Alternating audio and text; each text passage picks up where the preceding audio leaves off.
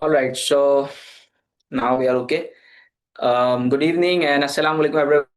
Please confirm me through the chat that my audio, video, and the screen sharing, everything is perfect to you. No?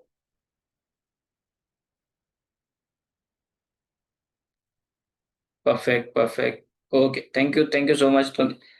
All right, so now let us officially start our grand revision session. And let me just remind you all that we have already issued I have already issued the most important topic list, and in today's session what we are going to do is that on each of the topic or the concept or the model, we will be revising that model in a very quick way, and then we will be discussing that if that model is going to be tested, how it could be tested, or like what you could write in that specific model or the concept. Okay, so is it clear to you that what is the model of today's grand vision session?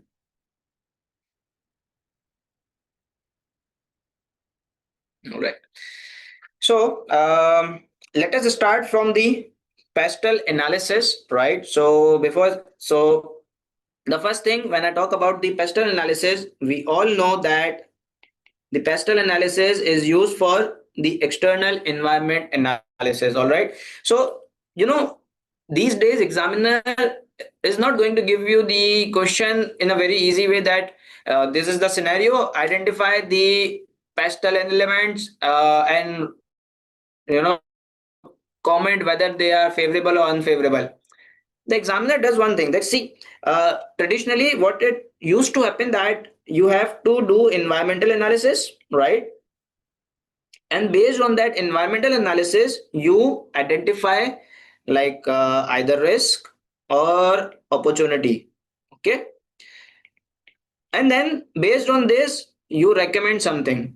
All right, now what examiner is doing is that examiner is giving you some recommendation, some proposal, some strategy in the question and exhibit related to that. And then the examiner is asking you that tell me that why this strategy should be opted, what is the significance, what is the importance, what could be the benefits. So the examiner is making you go backward, that now you will be assessing the environment and saying that okay, this strategy, it is useful to mitigate this risk, and this risk is arising from the specific element in the environment, and that specific element is going to be among the PESTEL. For example, let me just give you an example. For example, the examiner gives you that MC, the company whose case study is going to be given to us in the exam, that company is going to collaborate with Supermart. Okay, briefly analyze this strategy. That's it. That's the question only. Now, what are you going to do? You are required to analyze this proposal or this strategy. So you would be thinking that what is going in the environment, what is going in the industry, that this collaboration with the supermarket is necessary, right? There would be some sort of risk, there would be some sort of opportunity, and how it would be arising, it would be arising from the environmental factors, which are either political or economical, social or technological. Maybe the supermart has a really good website than us, so we would be thinking that if we would do collaboration with them, we would be having the access to these websites, right? Maybe the people are more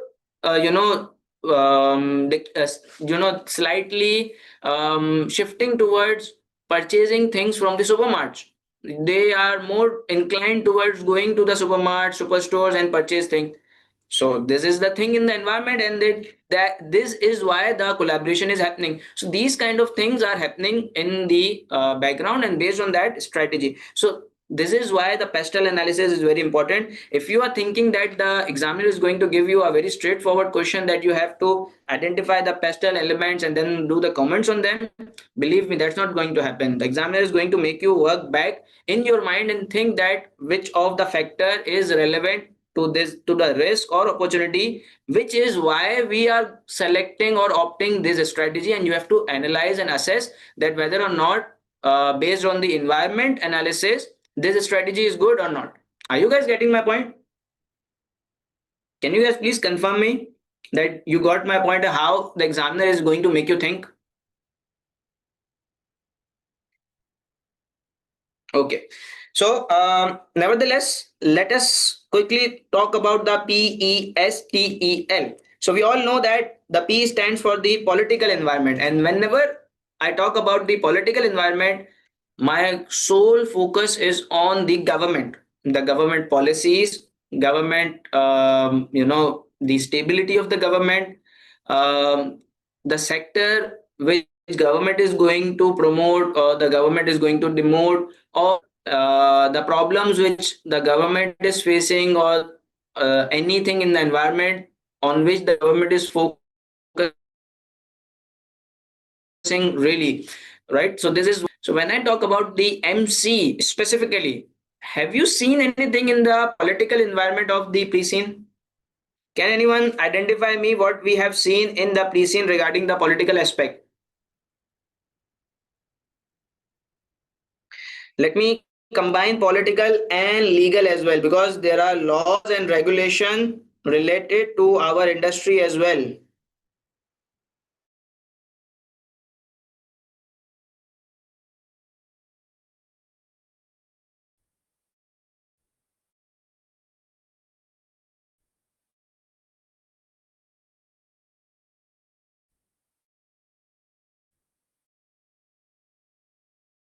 The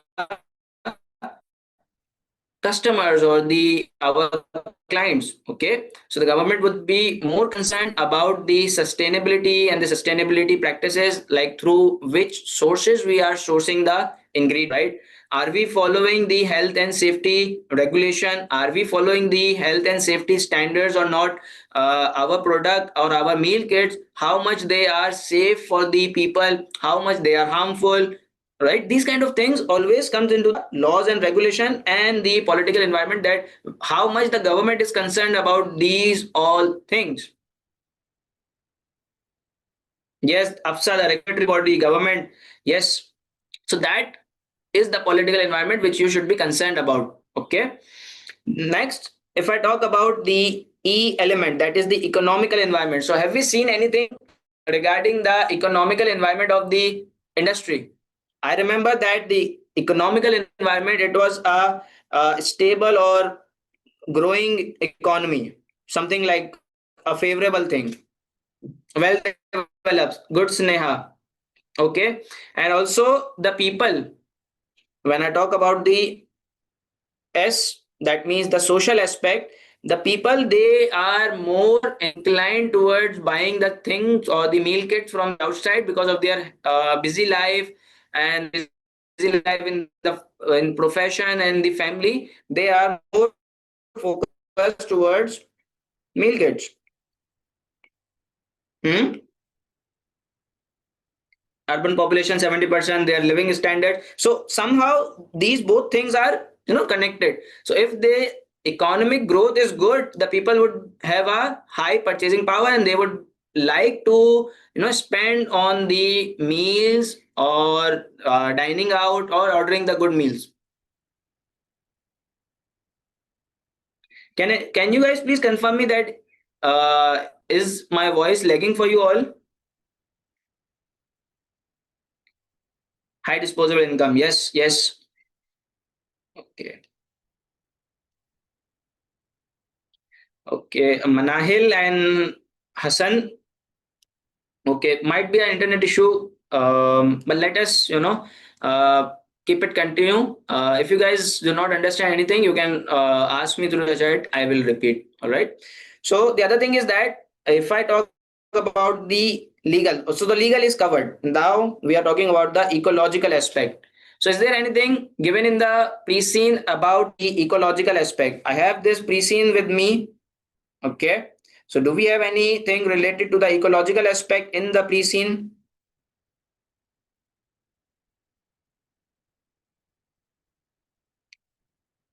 Eco-friendly. Easter what eco-friendly? Do we have anything specifically given in the pre-scene about the ecological environment? I do not think so. About carbon dioxide emission, that was the only thing. Maybe let us see.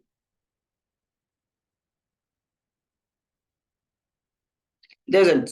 All right. So when I talk about the ecological aspect, don't you think that the fertilizers or the pesticides which are used by the farmers, if they are not organic or they are harmful to the environment or the land, the agricultural land, don't you think it's something which is connected to the ecological environment of the industry? Para 8, third paragraph from the top. Okay.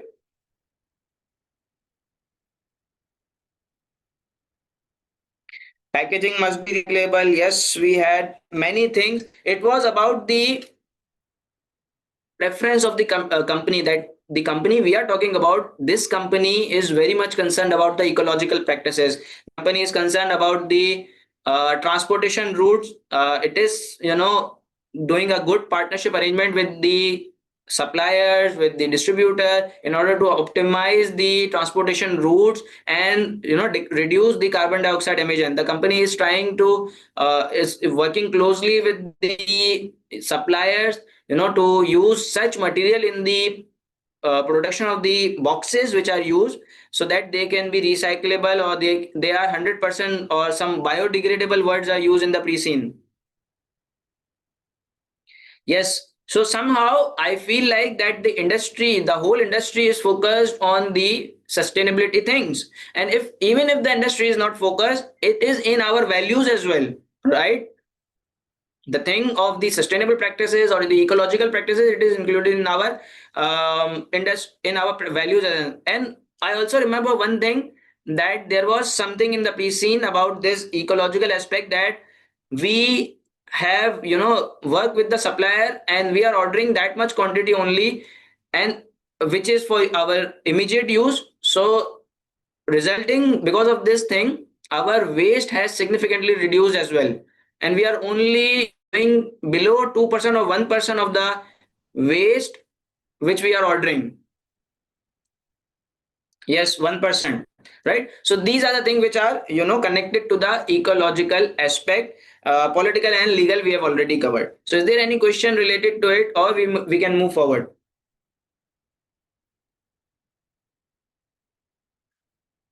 So the political part, Govind, see, whenever I talk about the political part, you will see that how much the government is concerned about your industry, and what are the thing on which the government is focusing. Like government is trying to introduce technological advancement.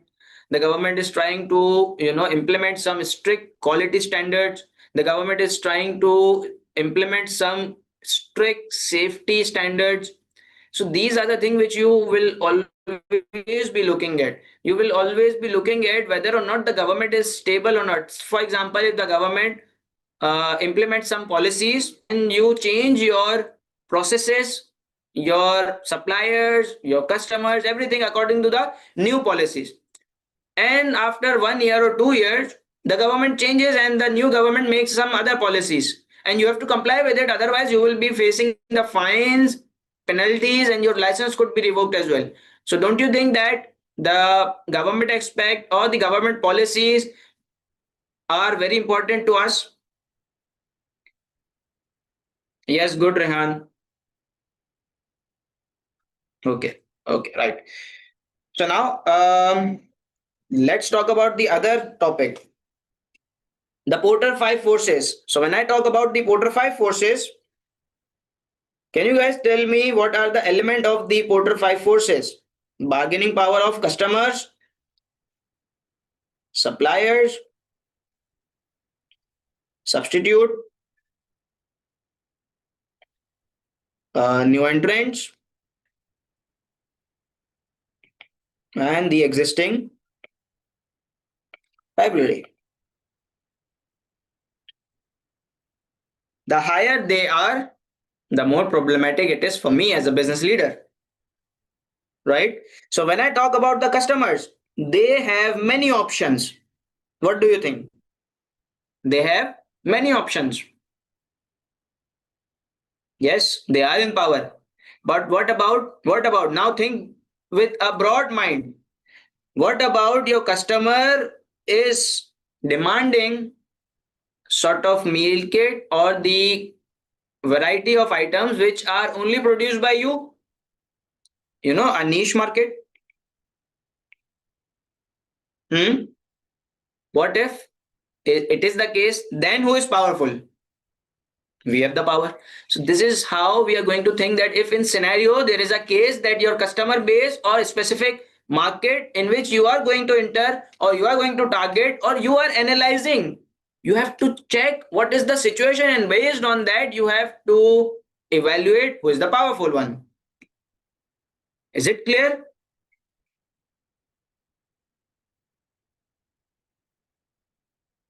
Yes, Ashish, there are many small countries, but small companies that but what do you think that are they able to offer as much range of items as we can? And I'm not saying that this is the case. I am just making you think about the multiple cases which are possible.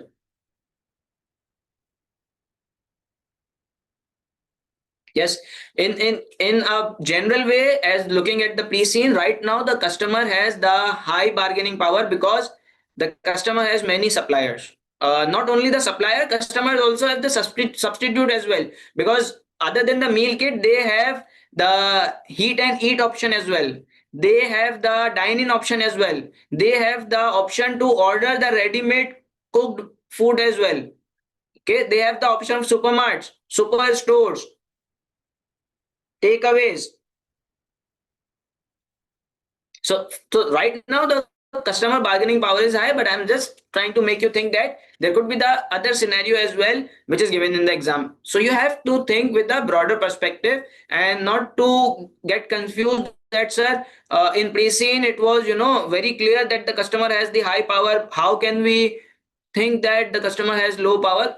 But because of that specific scenario which the examiner is giving you, so you have to keep your mind open and they can switch easily. People are giving them a strong, high or and large discounts as well.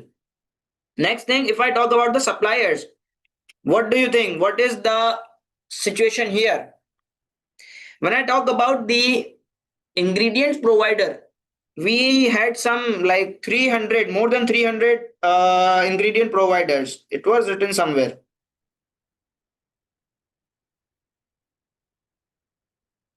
in the food chain, I guess. Yes, 600 suppliers which are providing us the ingredients. So for these suppliers, we are powerful. We have many choices. Hmm? But what if I talk about this thing? What if I talk about this thing? If my customer wants me to only purchase from the local suppliers or the suppliers which are, you know, using the traditional recipes or the ingredients or the organic ways of farming. Yes, we lose the power. So this is how you are going to think in both ways, right? I'm not saying that you have to write both ways in your exam. You are only going to write the relevant scenario or the relevant evaluation, right?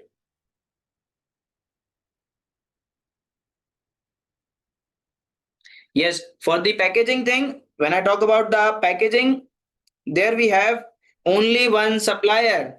So this supplier has the high bargaining power. Why? Because not only this supplier is providing you, like it is only one supplier, also because the supplier is providing you with the environmental friendly packaging solutions as well. And the industry, the customers, the government, everyone is concerned about the ecological practices. So that supplier is somehow very popular, very powerful than us, and we have to make sure that we are making a good partnership with them.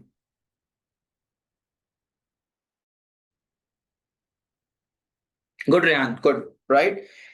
Okay. Next, substitute product. I guess we have already discussed about this thing, but let me just make it clear that what is substitute. The substitute is something which is not as same as your product, right? But it is somehow able to fulfill the needs of your customers, right? Heat and eat, supermart, dine in, takeaways. Yes. So they are not providing the meal kits, but they are fulfilling the needs of your customers. So you are not going to think that there are 100 companies which are giving the meal kit. No, they are not substitute. They are your existing rivalries, right? So the substitute, the threat of substitute is it is also high. The threats of new entrants. What do you guys think? The threats of new entrant. Do we have any entry barrier in the industry? Do we have any barrier in the industry? Is it some sort of a specialized industry?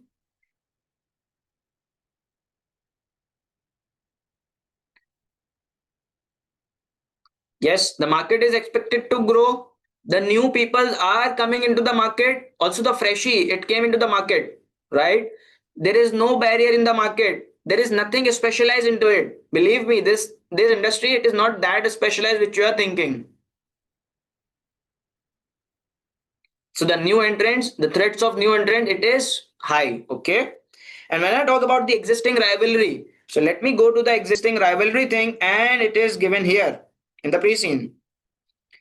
Existing rivalry, we have 24% of the market share. So we are on the top, but there are other organizations as well, and we are facing the high competition from the freshie. Not only this, it is clearly mentioned in the pre-scene that the competitors are giving the high discounts to the customers, offers to attract them. So the competition is actually very high, and the customers are switching from one place to another place. It is also mentioned that if a customer is buying from me, the retention rate is very low, and it is highly unlikely that this customer which has bought something from me will buy something from me in the next 6 months as well. It was mentioned in the challenge, I guess. Yes, in the market challenges it was written here, about the churn rate something. Yes, less than 25%, less than 25 of the subscription lasting more than 6 months. So the competition, the existing rivalry, and it is very high. All right. So now we are okay with it. It is high. All are high.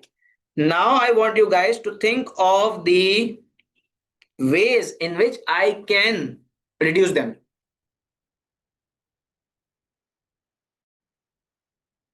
Musa, this is something which we are going to discuss. So for the customers, how are we going to reduce the bargaining power of the customer? The thing which I was talking, if the examiner gives you the scenario in which we are focusing on the niche market, we are having a high power. So currently we do not operating in the niche market, or we are not, differentiating, or we are not focusing, or we are not giving us some element which is different from all of our customers. What if we do this? Yes, Easter, excellent. Yes, this is what I'm going to try make you understand that. See, whatever we are thinking, that if the bargaining power is high because of absence of few things, if you know these things, you can just flip it and make it the recommendation or the solutions. So this is very easy thing, but only if that you are able to think in both direction. When you will think in the both direction, you will come to know that these are the things which are present in the scenario, these are the things which are missing in the scenario. If because of these things the bargaining power is high, what if I do these things? It will get low. And your customers, they are very much price and quality sensitive, right? So you have to take care of them. If they are having a high bargaining power and you are not able to do anything, let's assume you are not able to do anything, then you have to take care of them. You are not going to, make them unhappy.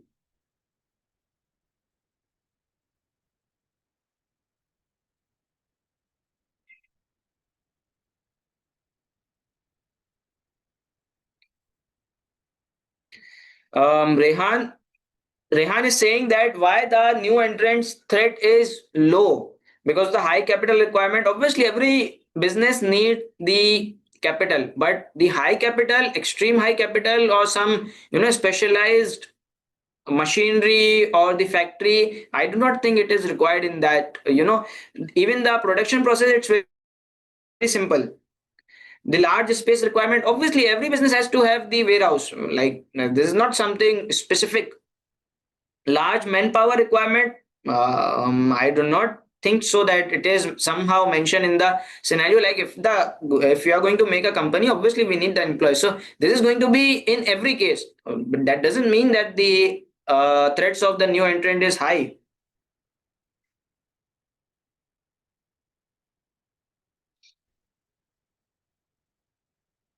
What about the license it required to perform?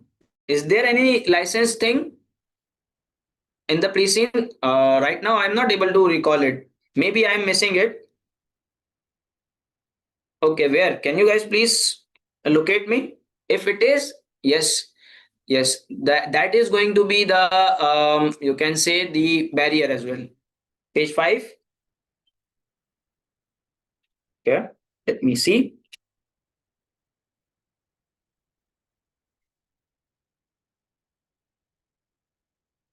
Hmm,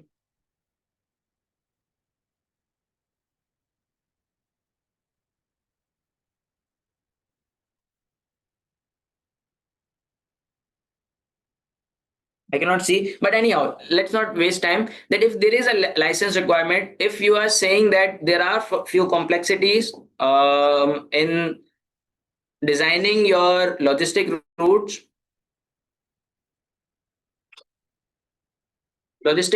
or the suppliers, arranging the suppliers, then you can say yes, the bargaining power or the threats of new entrant is low. All right, page 10. Let me check it.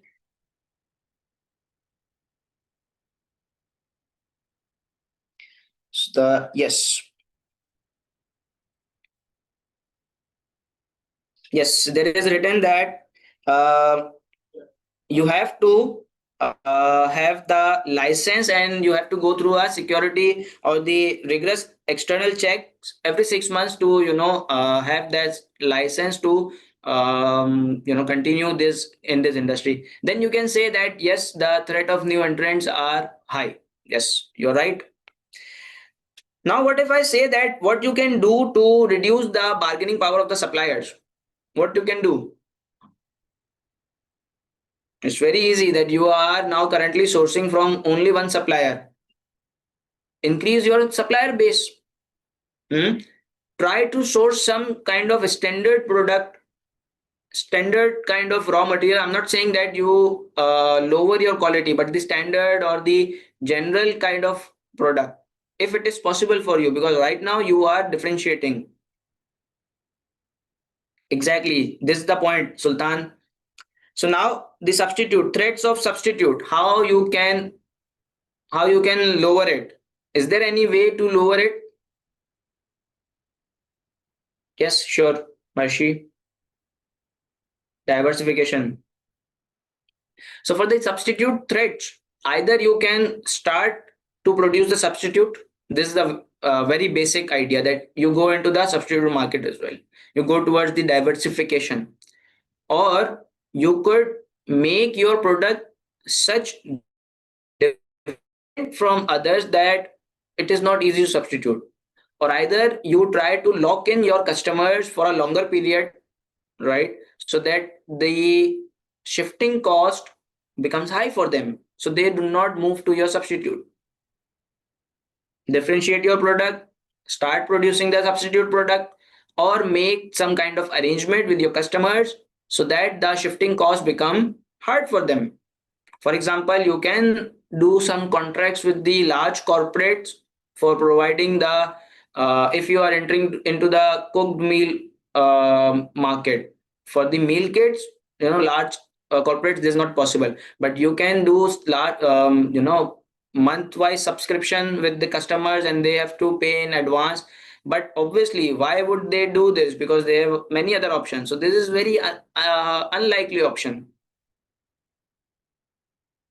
Again, Rehan, they won't do this because they would say we are not going to do, we are not going to lock in ourselves. We have many other options. We are not going to do this. Somehow you have to put in some kind of feature in your product. It can be by the quality, the taste, the variety of the food or the dishes, your website, your ordering process, your delivery efficiency, your ingredients quality. It can be anything, but you have to differentiate in such a way that the customer does not move from you to other substitute. Kitty party, birthday meal. I don't know what you're saying. Yes, see, Sultan came up with the good point that you can give them a long-term subscription offer with a loyalty point which they can use in the future by redeeming them and availing the discount. This is how you can, reduce this threat. And not only this threat, you can reduce this rivalry thing as well.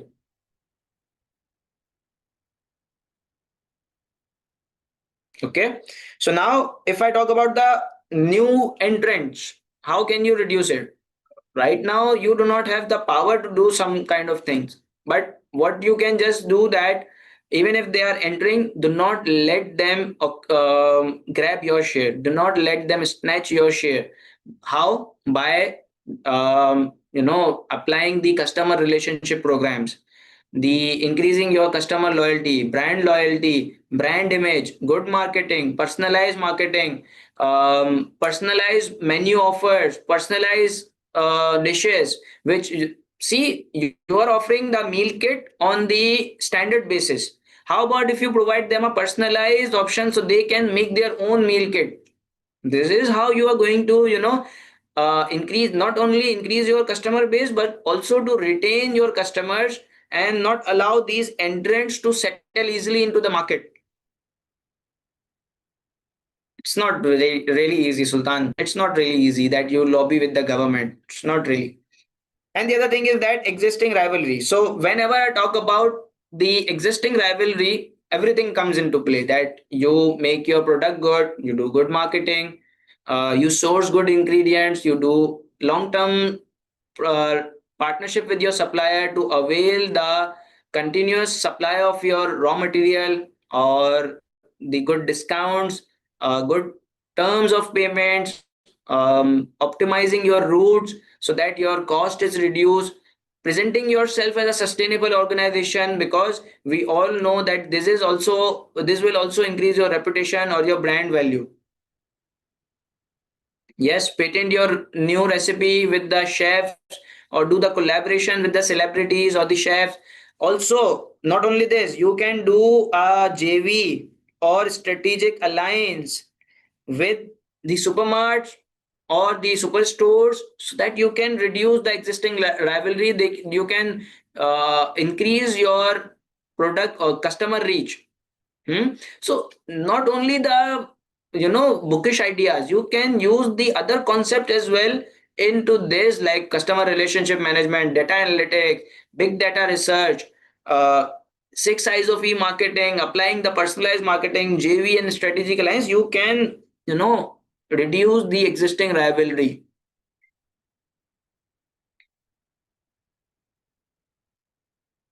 But Nikki, this is not, see, that is where the most of the student get stuck.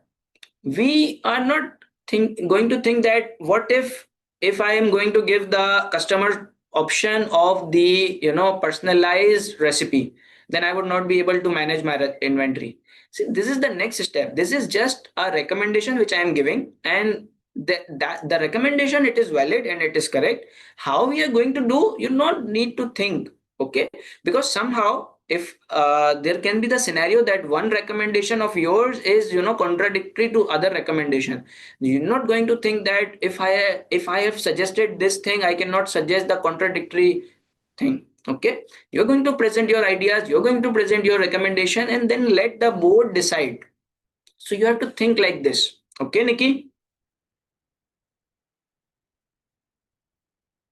Yes, yes, yes. Yes, Sultan. Excellent. Good. So if we are clear on it, we have covered all the angles of the Porter 5 forces. We have evaluated when they will be high, when they will be low, what we are going to do if they are high or low. Okay. Now, can we move forward?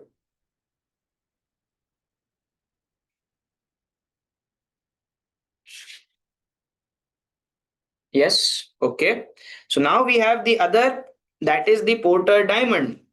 And can anyone tell me that, like, in which scenario, in which situation the Porter diamond is used?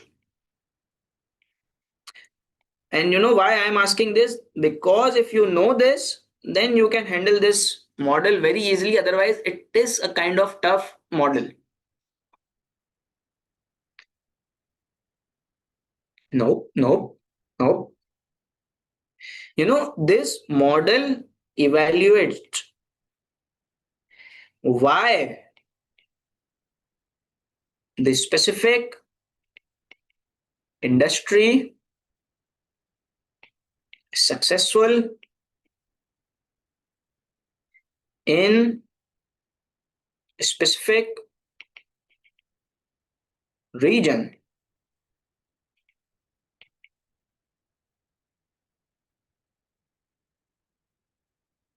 No, Vikrant, no, no. Yes, Pooja, it is to analyze the external environment, but the major idea or the major focus is on this thing, that we analyze that what are the factors which are available or present in this market that is making this industry successful, that is allowing this industry to grow, to flourish. All right. Yes, now the point came from Amit. Yes, yes, yes. Exactly, Anshif. So the thing is that we have the factor condition, then we have demand condition, we have the supportive and related industry, and do we have all other thing that as the industry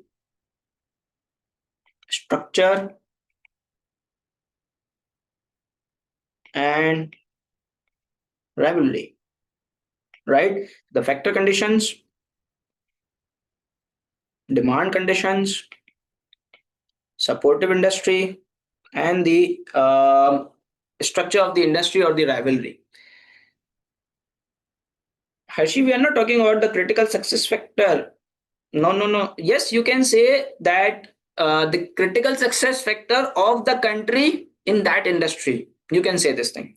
So now when I talk about the factor condition, what are the factor condition? These are the inputs which I need to deliver what I'm doing.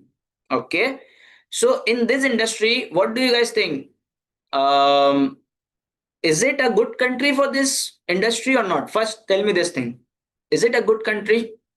No, it is. Is it a competitive company for this industry? Yes, yes. Because many of the global or the international companies, they are going to enter into the market. One has already entered, and the other will also enter in the near future. And this industry is going to flourish. The industry is going to grow in the near future. So this is very sure that this industry is good for this country is good, or the competitive area for this industry. Okay.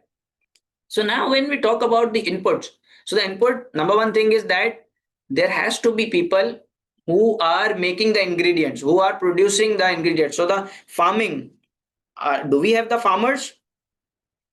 Yes, there are farmers. Do we have the people who support farmers? Yes, people support them. Do we have the chefs who are making new recipes? Hmm? So the factor condition, we have all the factor conditions. Okay. Why I'm revising this model in the context of this industry, so that if the question comes, then these things will come into your mind directly, because these things will be absorbed in your subconscious mind. Okay. So now when I talk about the demand condition, what do you guys think? What is the situation or the status of the demand? Is it high and low, and why? Yes, yes, yes. Pooja, leave what is the demand. Now I want you to apply this on the scenario. It is very high, and not only high, it is going to increase. And why it is high? Because the increasing of the urbanization, the increase of the people preference to go towards the healthy meal, which they do not need to prepare, they do not need to buy from the different places, they will just order it and eat it. That is the increase in their preference of buying these kind of thing. Let me show you this. It was written somewhere in the starting, and I've highlighted this as well into the social perspective. Yes, see, 75% of the population lives and work in the urban towns. Desire to eat quick, easy to prepare home, popular with young professional families. They are busy. They want to, have the meals well prepared. Just need to cook and eat it. So the demand is good, and whenever there is a good demand, the business flourish. Okay, so demand is good. More convenience with less time to consume. Good, good, good, good, good. Everyone good. So now, when I talk about the supportive and related industry, how it is support, how what are the industries which are supporting me? What are the industries? Local farmers, good. Packaging, okay. Local distribution, logistic, go flow. What about the technological company or the technological industries? Don't you think that the use of the robots in the production process, it's very useful for me? It's very supporting to me. Yes, so they are somehow supporting me. We can reduce the cost. We can become the competitive globally. 600 suppliers. All right. And what about some sort of university? If we have, I'm not saying that it is, I'm just giving you the idea. Who gives the option to do the bachelor's or the master's in, chef kind of program, where you can study the art of making new recipes?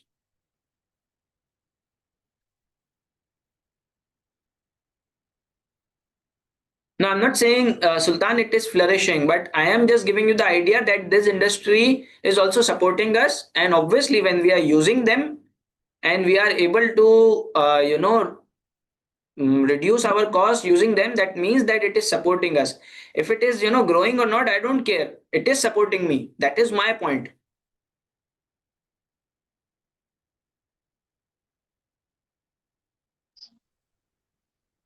Yes, yes, Hershey, but I don't know in which context you are saying. The point is correct, but I don't know the context. Now, when I talk about the industry structure or the rivalry. So the industry structure is somehow that you can, use the website, mobile app to order it. Then you have the logistic system. Mhm. The logistic system to procure or take your delivery and then supply to the customers as well. So this is a kind of industry structure which is supporting you, because there is a good network of logistics which is supporting you. There are good companies of logistics which are supporting you. Otherwise, if you had to do these kind of things which you are not expert at, don't you think it would be very difficult for you? um Anwar, what packaging, can you please explain it a bit more? Yes, good, Sultan. And when I talk about the rivalry thing, don't you think that? Let me just explain you in such way that, have you guys ever seen that in any industry, where there is a monopoly or oligopoly?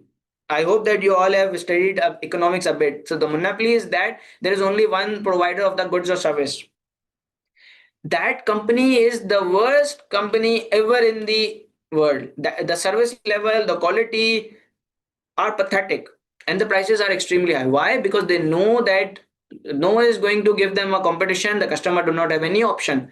So when the rivalry is high, it force the company in the industry to innovate, to become efficient, to improve the relationship with the customers, to improve their quality.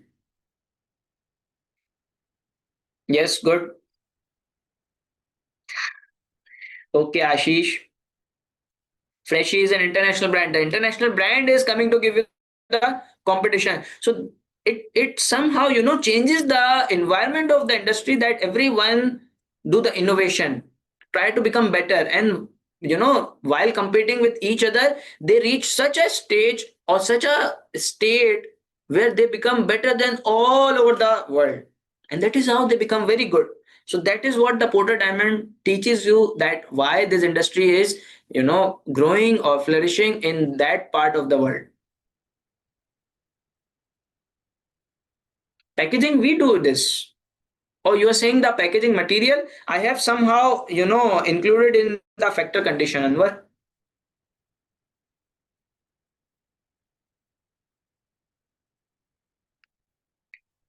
Sanya is saying that how we would know that when to apply the Porter 5 forces, when to apply the pestle, and when to apply the Porter diamond. That's a very good question and also a very easy answer.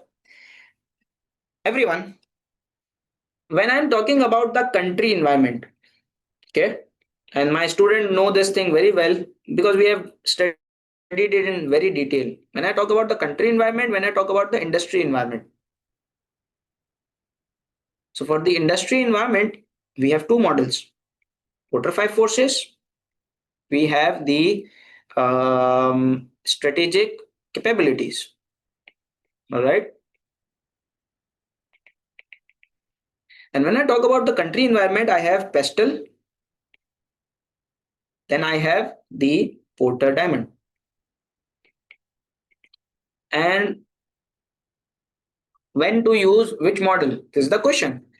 So whenever I am talking about the macro environment, when I'm talking about the whole country on a broad level, that I'm not talking anything related specific to the industry. Because for example, the government policies, these policies are going to affect all the industry, whole country. Then that means the pestle impact, because you're talking about the whole region, whole country. You're talking about the country or the macro environment.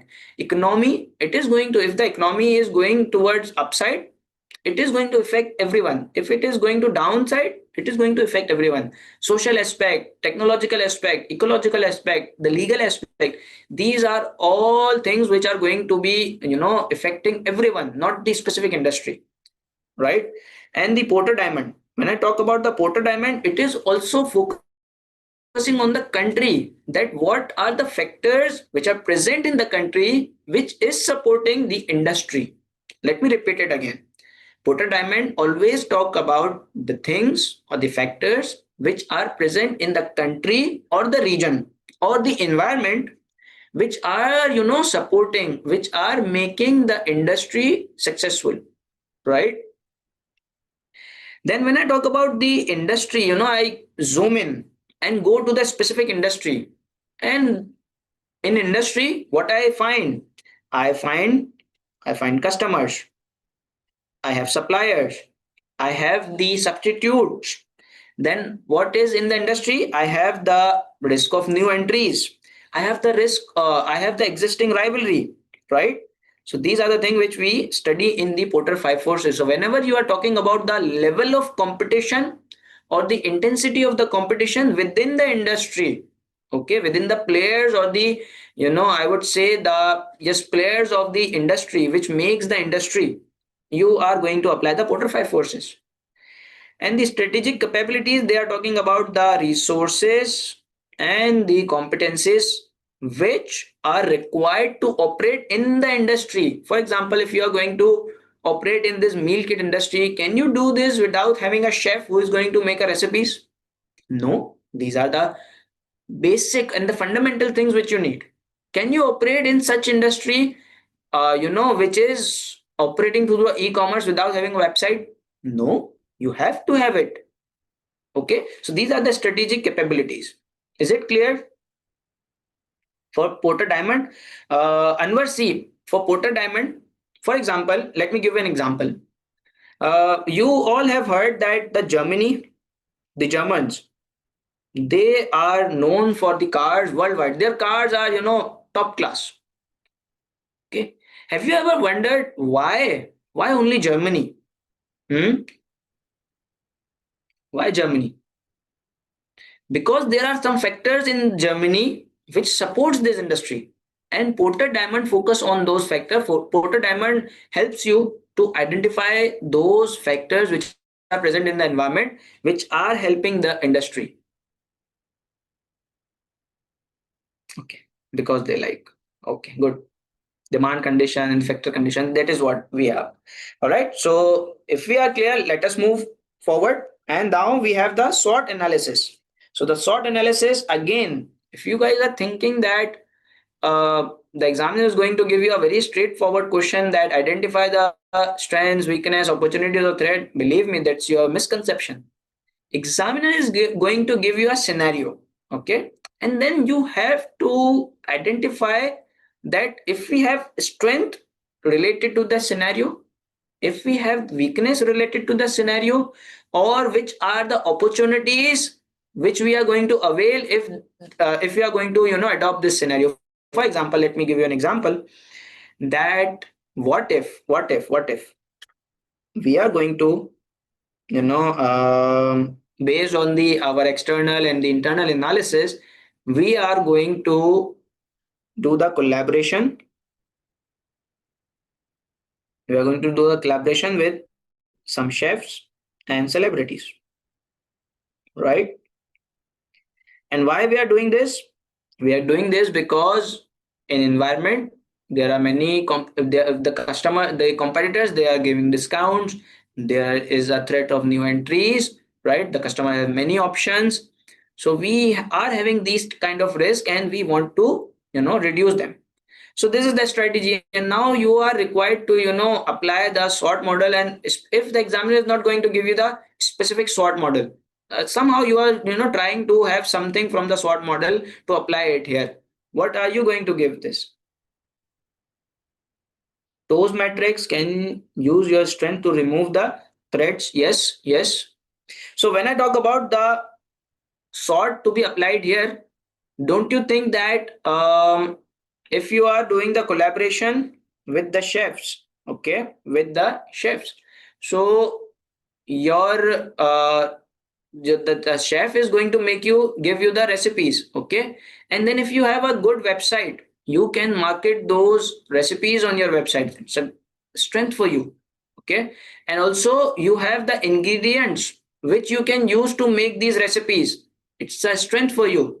And what if that you are doing a collaboration with the chef, but the weakness is that the availability of the ingredients, it's a problem for you. You're not able to source these ingredients. Is it going to be the weakness for you?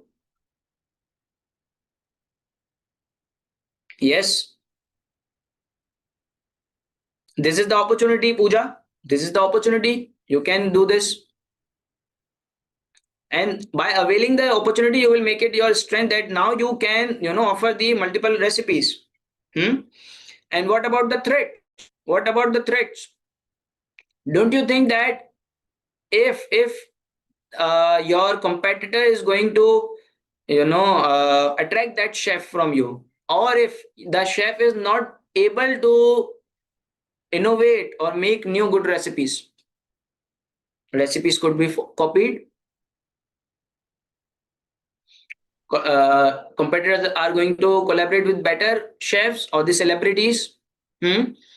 And what if you are going to make the recipes as well, everything is going good, somehow there is some sort of event happened with your celebrity or the chef which attracts the negative publicity to you. The chef is involved in some ethical practices. Yes, yes. So these are the things which you can apply. So if you're thinking that the question is going to be very easy, believe me, the examiner is not going to give you such question which is straightforward, that just identify the strengths or the weakness or the threats. Either the strengths or the weakness or the opportunities threats are given in the exam, and then you have to apply those metrics, that you have to use your strength, to overcome the threats, to remove those threats, or use your strength to avail the opportunities, or you can use your strength to avail the opportunities which can mitigate your weaknesses, or you can avail the opportunities which will remove your weaknesses. For example, right now you are having a weakness that you do not have the access to the small towns. You do not have the weakness access to the small town. This is your weakness. How about if you collaborate or have a partnership with such logistic company which have the access to those small towns? Isn't it an opportunity for you? Isn't it an opportunity for you? This is not a strength, this is a weakness, and we have the opportunity. We can avail this opportunity and remove our weakness. Can we can do this. Hmm? For example, you have a threat that your customer will move or shift to the other competitors. That's a threat. What strength you are going to use to remove this threat? What strength you are going to use? Aren't you going to use the knowledge of your founders? Or you can, if you have a good R&D team or the data analytics capabilities, this is your strength which you have right now, and you can use it to mitigate or come over your threat. Yes, Harshi, excellent, right? So this is how you have to think like this. Okay. And these opportunities or threats or the strengths or the weakness, you have to have your mind open and make yourself comfortable in applying these models, you know from the midway of the scenario. You are not you do not have to make yourself dependent that the examiner is going to start the scenario from the very beginning, that you have to identify the strengths and the opportunities or threat. Maybe there is a scenario that these all are identified already, and you have to apply them, or by applying them, examiner has already made a scenario and then you have to evaluate it. So while evaluating them as well, you have to look back and see whether they have evaluated the strengths or the weakness or the threats or opportunities correctly or not. There could be the scenario. Anwar, are you getting my point, that there could be the scenario that the proposal or the strategy is proposed and then you have to evaluate it. So while evaluating it, you would be thinking that what are your strengths. If you guys can recall the Yex Marine question when we were talking about the sailing dinghies or the luxury yachts, don't you think that we evaluated somehow our strengths and the weakness and the opportunities and the threats into it? Indirectly, we were applying them, and you didn't even know why, because you were thinking generally. You just learned the concept of having the strengths and using them, having the weakness and overcoming them. This is what you were doing. Harshi, do you want me to repeat something?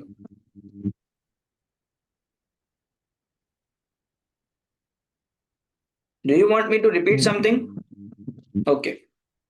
Now we have the SFA framework. So the SFA framework is always, evaluating to whether or not go for any strategy or not, and specifically when there is the acquisition case, right? So, acquisition is always very, very important when I talk about any company or acquisition of the data analytics software, highly likely. There could be a possible case that, as I discussed, that there are some small companies, they are only focusing small regions or the niche market. And somehow we need to enter in that market. Don't you think that the acquisition is always a good idea? Hmm? Yes, you can acquire those business and enter into the market. You can acquire those business and have access to those recipes, which are specialized, which are for the niche market. So there could be the scenario related to this.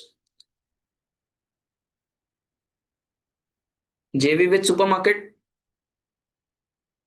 cheap input, instant growth, competition elimination. Yes, good, Musa. Good, good, good.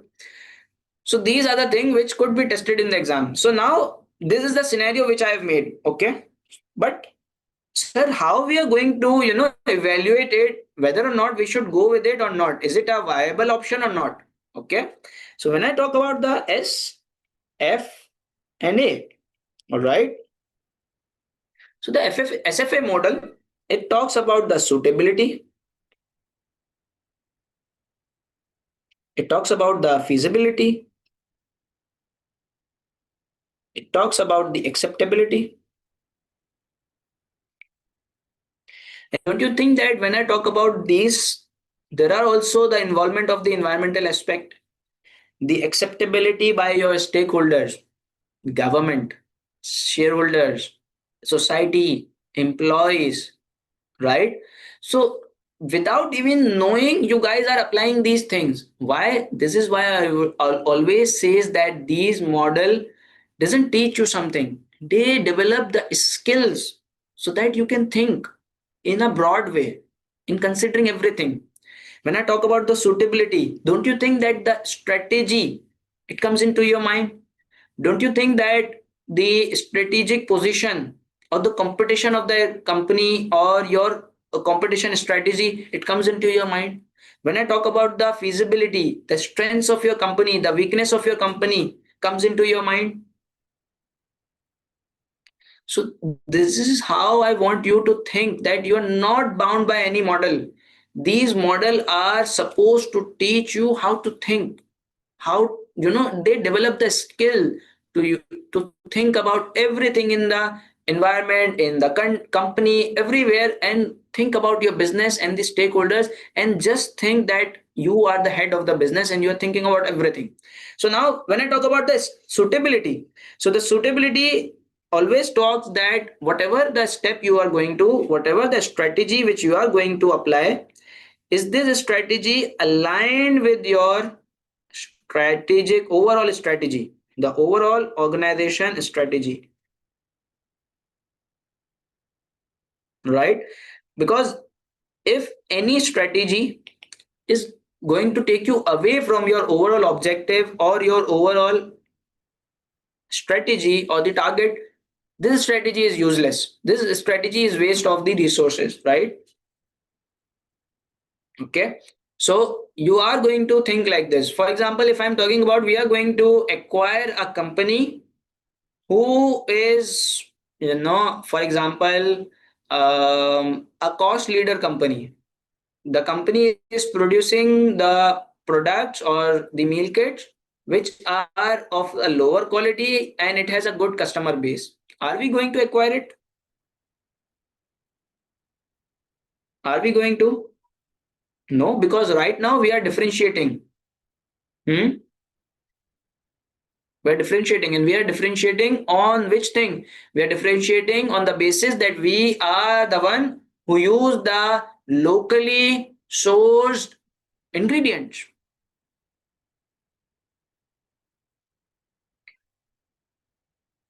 against our value. Yes, yes, yes. So when I was giving you the example, when I was building the scenario, even then I was focusing on the differentiating factor or the focus strategy, which was aligning with our strategy. All right.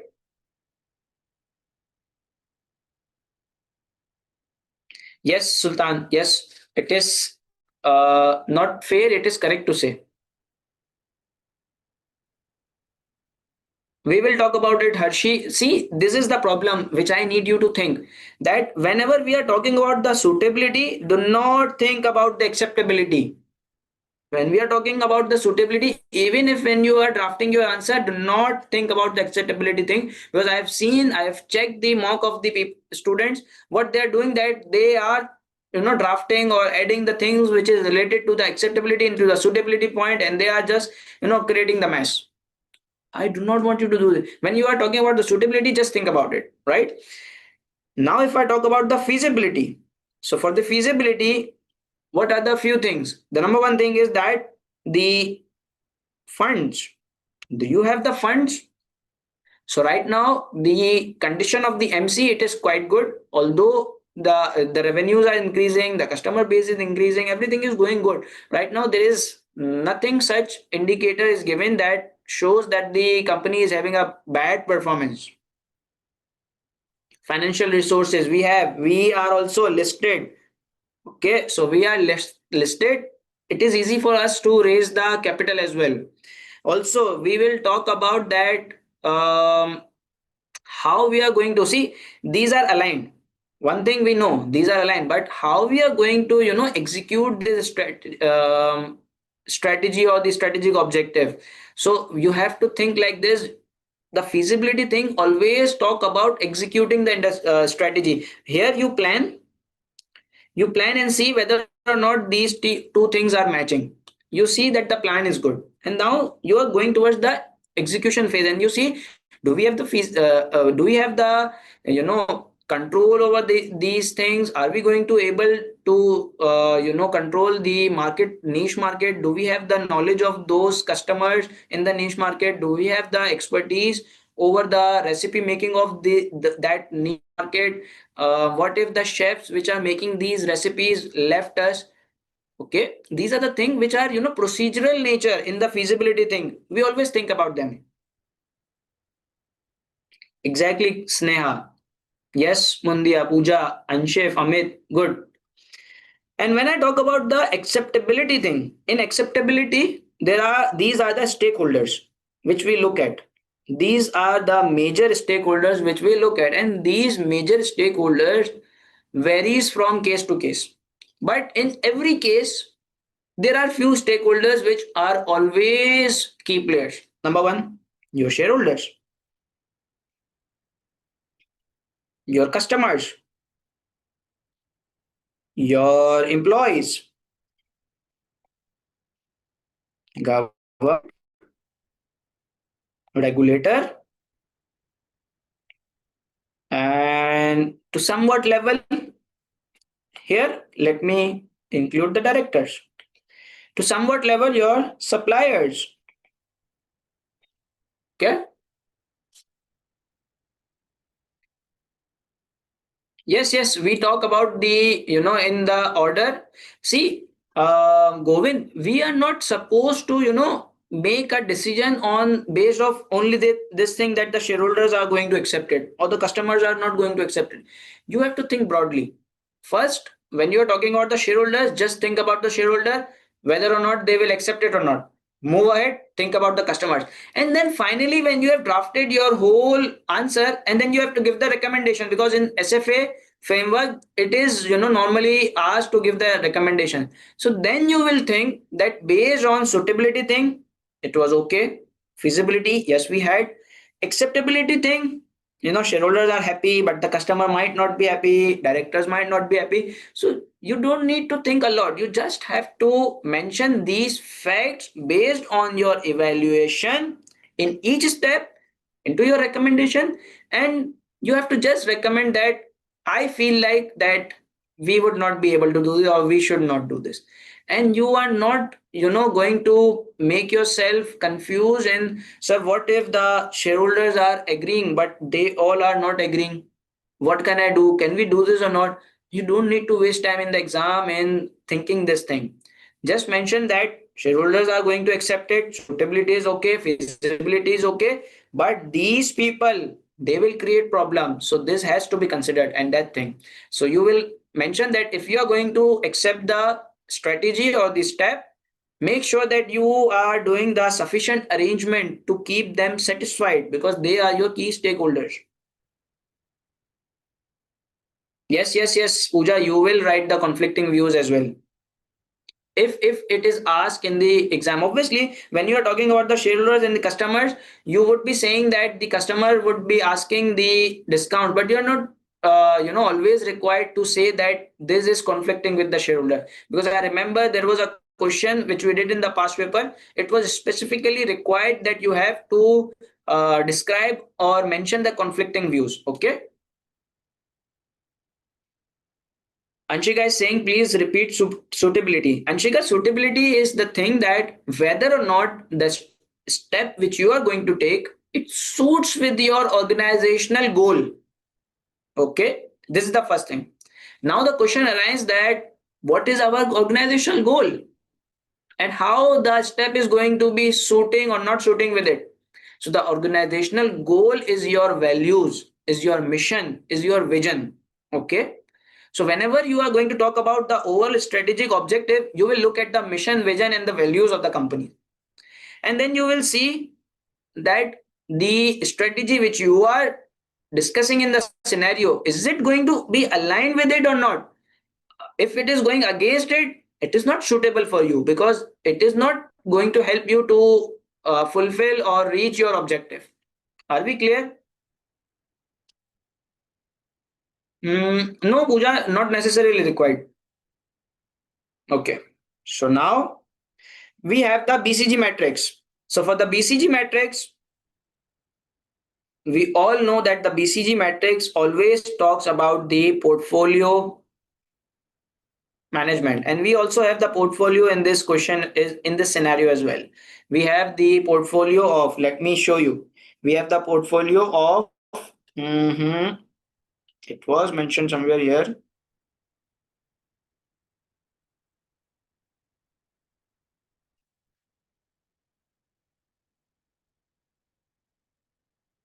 Yes, we have the portfolio of meat, vegetarian, non-dairy, and gluten-free. So there could be the scenario that the examiner is saying that MC is operating in all these wide markets, and you have to evaluate the performance of each market and have to give the recommendation as to what to be done with each of these wide or the specific segment. Okay.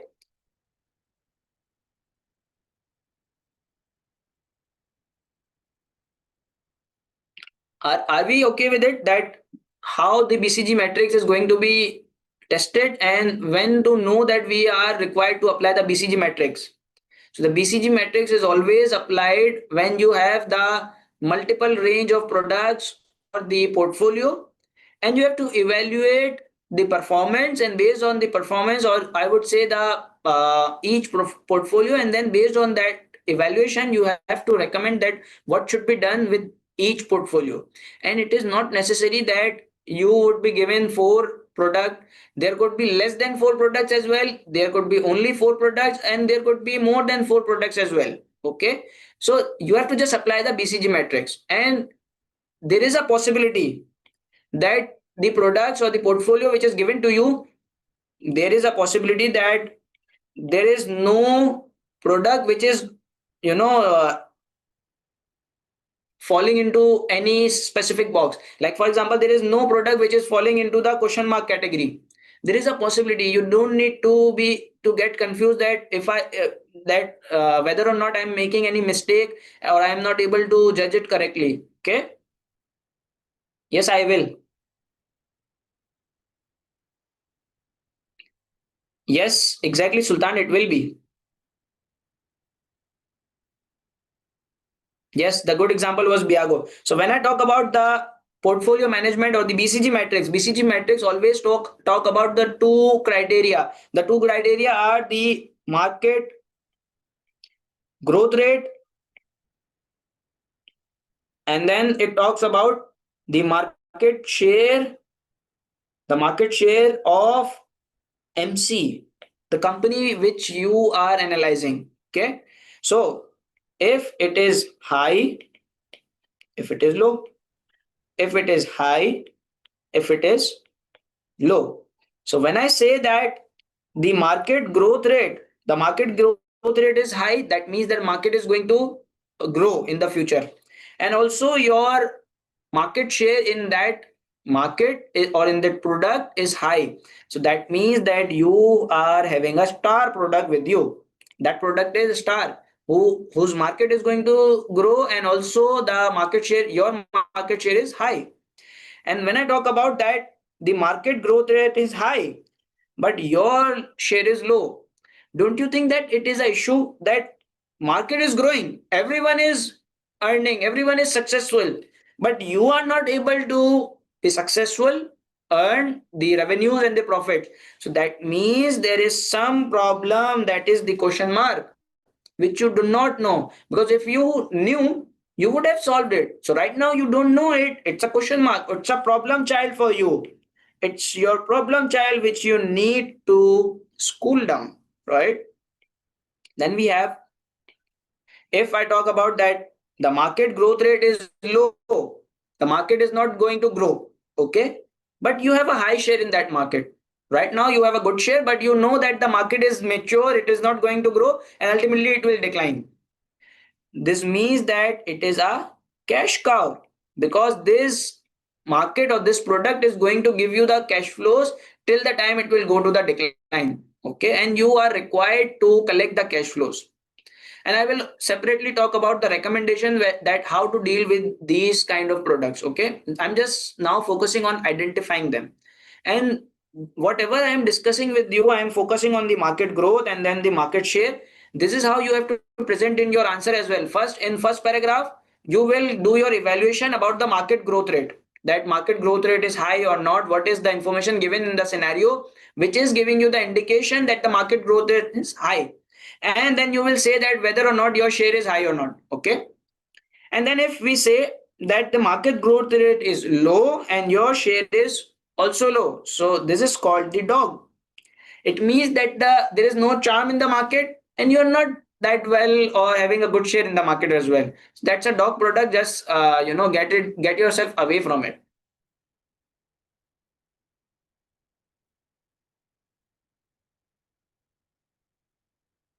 No, Amit, never. We never evaluate our competitors using the BCG metric. BCG metrics is always to, evaluate either your own divisions or your own products. Okay, never your competitor. Okay. So when I talk about the star product is such kind of a product that it is going to make you very successful. It is going to give you many profits and the revenues. So what you should do? You should invest heavily into it. You should invest heavily. And believe me, what student make a mistake that they just write this thing that invest heavily. No, you're not going to give this bookish answer. You have to apply on the scenario and mention in what things you are saying that invest heavily. You should invest in your app, you should invest in your website, you should invest in the development of your suppliers so that they can give you the good ingredients. You should invest high in doing the partnership with your suppliers so that they can give you the recyclable product. Okay, same with your logistic partners. You should invest heavily in collaborating with the chefs and the celebrities, in R&D, in marketing, in customer relationship, in discounts, so that your star product, you have the high product, it remains high and you grow along with the market. Okay.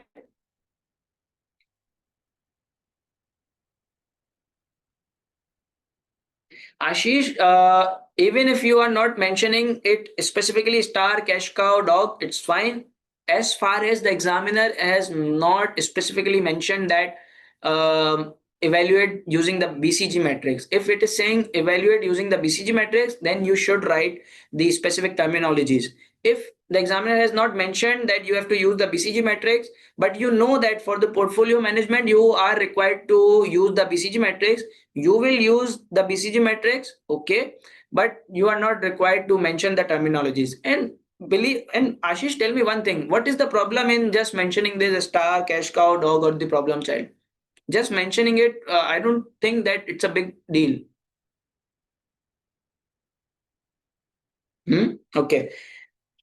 Govind, you have to wait. I will come to the dog thing as well. Okay. And then when I talk about the cash cow, this cash cow, what does the cow give to us? The cow give us milk. Okay. So this is how the cash cow give you the cash. So by name, you know that you are supposed to collect the cash from it and not give the cash to it. So, sir, we are not required to invest at all in the cash cow. Are you saying this thing? No, I'm not saying this thing.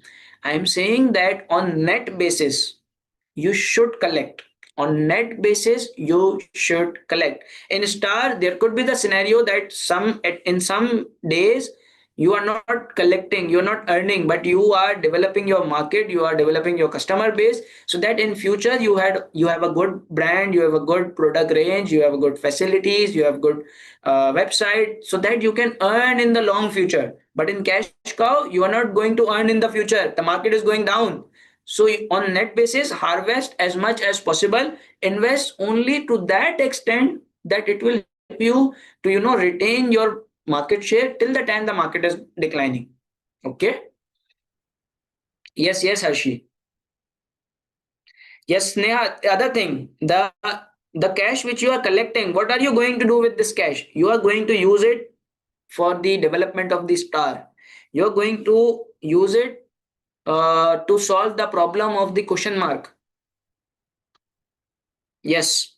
And what about if if I do some R&D to that extent that it somehow renew the market? I somehow introduce some feature or some new quality into the product that it switch from the decline phase to the growing phase. There is a possibility. There are few industries which were completely declining. There were few products of many companies which were completely declining, but the company made few changes, and then the industry started to grow. For example, the automobile industry, it is declining right now, and we all know that the future of the fossil fuel engines, it is going to go down. How about if the company changes the engine, the automobile company, if the company if it stops to use the fossil fuel engine and start going to the electrical vehicle model, don't you think that the automobile industry will go to the increase phase again? Yes, it will go to the star. So you can do this kind, or you can recommend this as well. This is some next level recommendation.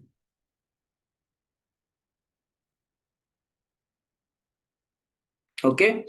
And then we have the problem child. We all know what we are going to do with the problem child. We are going to identify the issues. We are going to collect the feedbacks from the customers, the comments, their reviews, what are the problems, and then we are going to solve it through the research and development, through good marketing, to through giving the discounts, promotion, customer loyalty program, customer relationship management, good arrangement with your suppliers, good arrangement with your um, logistic partners, and then you try to convert this problem child into the star.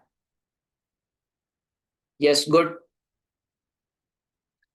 And then we have a dog. So this dog is some, like, I do not have any good share into it, and the market is not going to grow as well.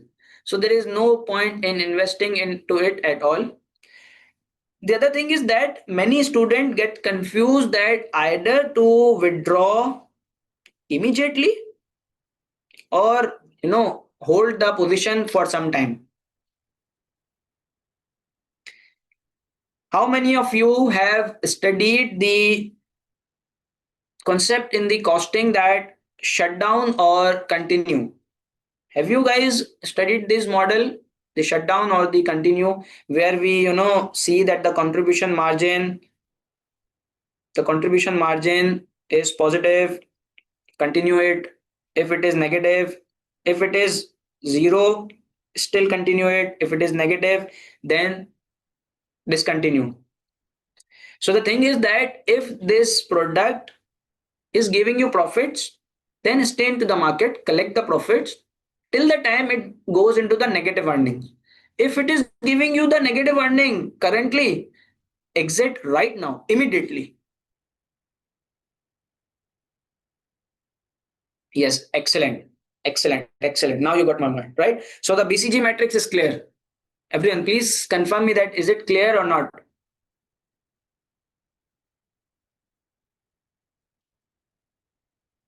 Exactly. Okay. So next we have the pricing strategy, and it's a highly competitive market. Customers have many options. Don't you think that the pricing thing is very important to you? So the pricing strategy, I'm not saying that there could be a complete comprehensive question on the pricing strategy, but there could be a scenario in which the element or the discussion of the pricing could be done. It could help you to give some points. Okay, maybe recommendation regarding the pricing, maybe there is a strategy to increase the prices, or when you are differentiating, you should present yourself like a premium, or enter into a market, or do anything which is related to the pricing thing. Don't you think that the pricing strategy is going to help you? Yes. Pooja, we can, but not now. We will take a break when we are done with the first page. Okay, we will take a break. Okay. So when I talk about the pricing strategy, the pricing strategy always tell me that how to set the prices. You know, um, as you all know that in this ACCA teaching market as well, there are three kind of courses: the regular batches, the refresher that is started right after the result, and also the crash courses. All the batches has different prices. Don't you think that there is some sort of planning behind it, or there is some sort of thinking behind it, or it is just design? So that is how the pricing is important. This is how the pricing strategy is significant, that if you are setting the wrong prices, it can give the wrong message, or it can have a wrong result, right? So the pricing strategy, it starts with the thing that you have to identify what is your objective, like what is your I would say the strategy or the operating model. Are you operating on the cost leadership model? Are you operating on the differentiation? Are you operating on the focus strategy? This you need to check. This is the first step. Okay. But that doesn't mean that you are always going to finalize your price but just by doing this step. Next you will see that what is the affordability of your customer. This is also affordability and preferences of your customers. All right, that how much value customer perceive from you, from your product. Okay, there is some time that the product is not that good, but the value of that brand or the in the eyes of the customer, it is very high, and the customer is willing to pay you. Yes, understand the demand. Understand, this is the next thing. Understand the demand. Understand that what is your customer nature. When I talk about the customer nature,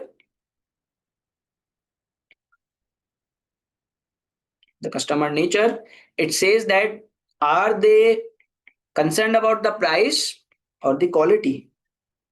So if they are concerned about the quality, it gives you a room that you can charge them high prices by giving them a good quality. If they are concerned about the prices, it gives you the indication that you can keep your prices low and then try to reduce your cost as well in order to increase your margins. And even if you are not able to increase your margin, try to increase your volume. Yes. Then you need to check one thing: your competitors. Check what your competitors are charging. Don't you think that if you are charging very low to your competitors, the customer would feel that the product is disgusting? it's not of a good quality, it's not reliable, I should not try from it. And you are operating in a food industry. Don't you think that if the customer is perceiving that your ingredients are going to be the low quality, are they going to buy from you? Because it's a matter of their health. Are they going to buy it? No, not at all. So your perception, if your pricing strategy is really important, this will give them the indication. Competitor pricing and rating. Like for example, if we have a competitor who is charging $100 for something, and that competitor is on average rated as 8 out of 10. So now if you're thinking that what should be your prices, so you would be saying that, for example, I am getting like 6 out of 10. So now 8 out of 10, if I multiply it, it will give me $80. So the $80 means that it is 10 points for each dollar, right? $10 for each point. So if I would multiply it by 10, it will give me 60. That means that I should charge $60 for my product. So the examiner is not going to give you the scenario in which you have to do the calculation. It is just that I'm making you understand that how you are going to evaluate your competitor. Even if you are not going to work out these calculation, it is totally fine. You just have to say that if your competitor is better than you, okay, so you should and you must charge prices which are lower than your competitor. If the competitor is better than you and you are charging the higher prices than the competitor, don't you think that the customer which is fool will only buy from you? Yes, Easter, it is in the demand point that if there is an economic recession, the demand would be low. Okay, then we have the final stage where you decide the overall strategy of the price, that are you going to do the market skimming, okay, or are you going to do the market penetration, um, I would say the differentiation. Now what do I mean? Market skimming means that there is at some time that the product is very high in quality, the product is differentiating, still the company keep its prices low in the initial stages. Don't you think it is against the first point? Sir, your objective was to differentiate. You are having a high quality, you should charge high prices. Hmm? Don't you think that it is against your first point? Hmm? Then why? Because you are following the, now your objective is to penetrate the market. You want to acquire as many customers as you can, so you will keep your prices low initially even if your product is good, just to enter the market. And once you have entered the market, then you will slowly gradually increase your prices to the level where they should be. Okay, because now you are differentiating and it is proven to the customer as well, because when you were new you were differentiating, but the customer, they didn't have any idea. You have to prove yourself first. Yes.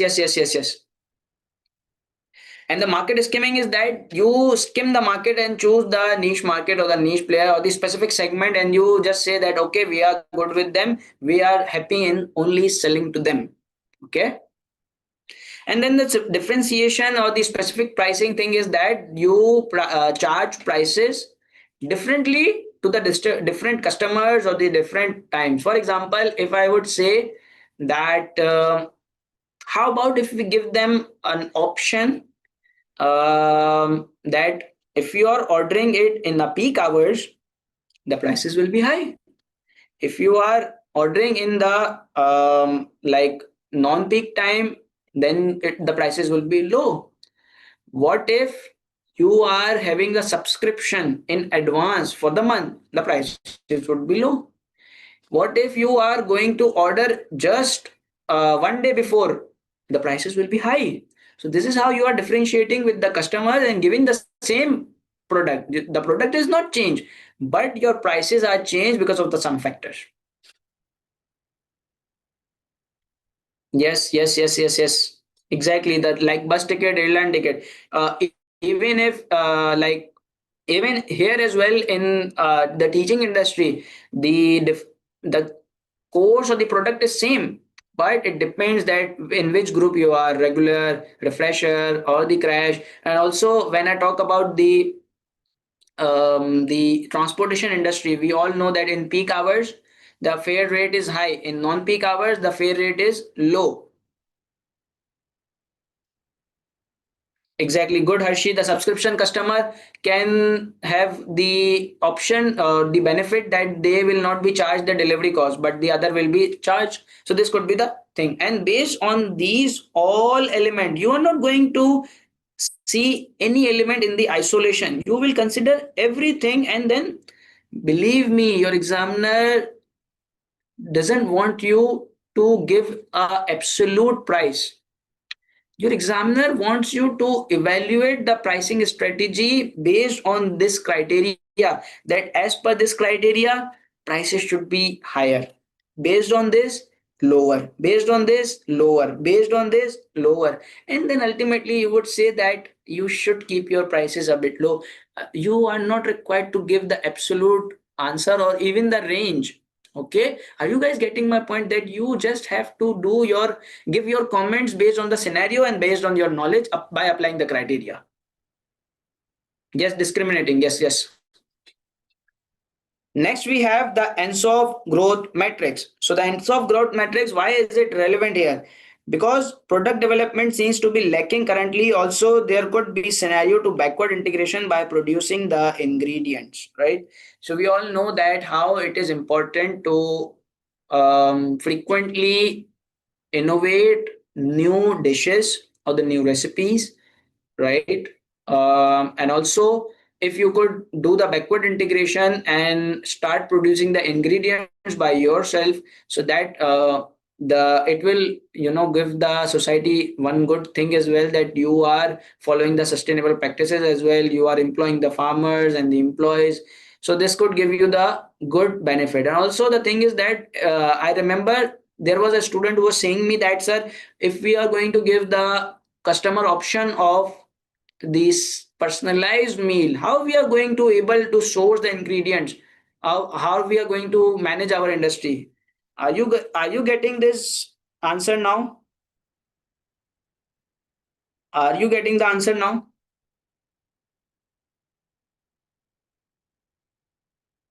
Yes, exactly. The backward integration, can you please repeat it? I am saying that, Sultan, there could be the scenario that you are going to enter into the production market, that you start the farming as well. Okay, or you acquire some company, or you acquire some business who is involved, who has the the farming area, or it does the farming for the ingredients. Okay, so by doing this, not only you would be able to control the supply as per your needs, okay, it will give you the benefit. It will give you the competitive edge over your competitors. Okay, it will also reduce the bargaining power of your suppliers. And also, when you are involved in the sustainable practice from the, directly, now you would be involved into it. So it will increase your reputation. Also, you will be employing the local farmers, you will be supporting the local farmer. It will increase your reputation and the brand image in the eyes of the customer. Hershey, I will explain. I have read your message. The thing is that the your answer is coming in the explanation of the Ansoff growth matrix. So when I talk about the Ansoff growth matrix always talk about two things: your product and your market. Okay. So Ansoff growth matrix says that there are only two things, that either your product can be new or it could be existing. Either your market could be new or it could be existing. Based on it, the model is made. And Hershey, uh, there are top 35 lectures on the YouTube in which I have explained this thing. I believe if you would have seen, it would be much easier for you. And also, after this session, if you need a very detailed discussion on it, you can watch the lecture. Okay. So the thing is that if your product is new, if your product is new and your market is also new, okay, let me leave it for a while. We will come forward to it at the later stage. I want to discuss first that your product is new and your market is existing. That means you are staying into the market, but you are developing a new product. So it is called product development because you are developing the new product. Simple. Okay. You are developing the new product. But when I talk about that, your product is new, okay, and your product is existing, okay, but you are entering into the new market. New market means that maybe you are trying to enter the international market. Maybe you are trying to enter into the new city. Maybe you are trying to attract the new or the separate range of the customers. Again, let me repeat that your product is existing, but your market is new. Heat and eat for MC. Sultan, I guess you are saying it for the product development, right? So this is the market development. And you know what? In both of them, what is common in product development and the market development? Like when you are doing this, what is the common thing? It is that in both of these things, you have to do a very good data analytics to understand which kind of product you need to make, to understand what are the needs of the market, which market to target, what are the needs of the customers. Okay. And not only this, you are required to do a good investment in the research and development to develop a new recipe of the product, collaboration with the chef, employment of the chef, collaboration with the universities or the laboratories which are testing the recipe once it is made. In market development as well, you have to do the research and development and the good marketing strategy to enter into the market. Hmm? And there is one risk that you are entering the territory of someone else. What do you think? Don't you think that the existing player of that market are going to stay quiet? Are they going to stay quiet when you are entering their territory?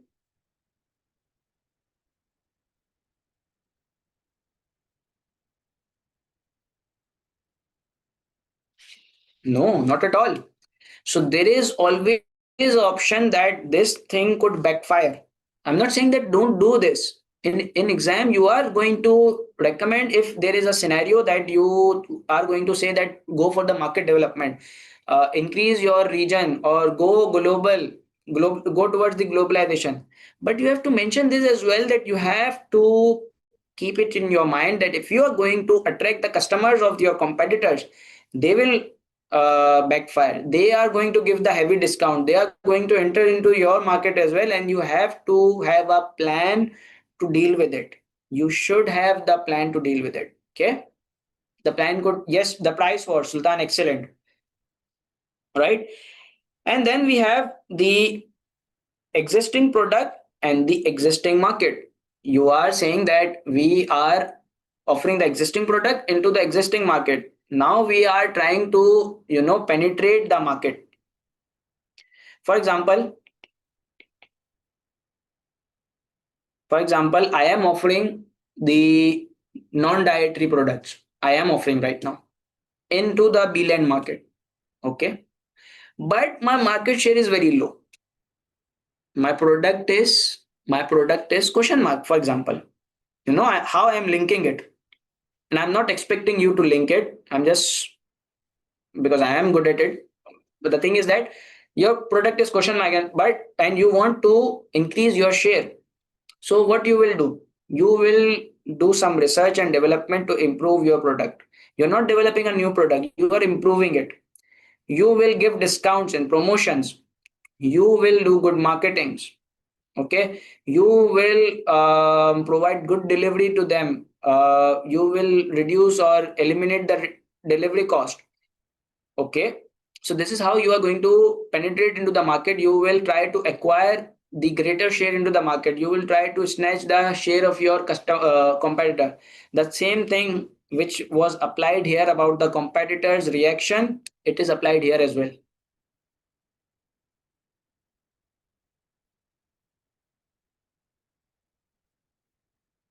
Yes, yes, Harshi. It is not only that you're diversifying, you're just trying to increase your customer base in the existing market of the existing product. Nothing is new, but your share is low and you are trying to increase it.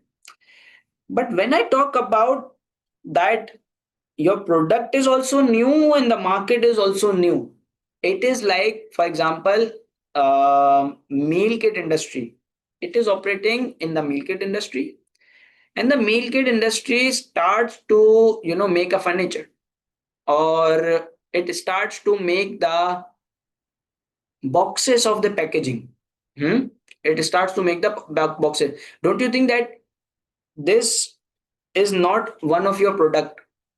You are not making the product boxes, you are making the ingredients or the meal kits, right? You are making the meal kit, but you started making the boxes. And your market was the consumers, it was the customers who wanted to have that meal. But now if you are making the boxes, is the market same? No. Now your market or your target market or your customers, they are the companies who are making the meal kits. So this is called the diversification. How diversification? Because you are diversifying your portfolio from moving to the new market in the new product. All right. And there are two ways of diversification. One is related and one is unrelated. When I talk about the related, this box making, this is completely related because somehow, it is related to us. It is in the supply chain of us. Okay. Because in our supply chain, when I talk about the supply chain, there is the farming. Okay. Then the packing, then the delivery. Okay. Let me add one more thing, the production. Okay. Production, then the packing. Okay. And then you deliver it. So if I say that you are here, okay, this thing you purchase and then you give the delivery. So in your supply chain, you purchase this thing, and then you give it to someone to give them, right? So before you, there are farmers and the packaging providers. So if you are doing the diversification within your supply chain, this is called the related diversification because related to your own supply chain. I will give the example of penetration, Puja.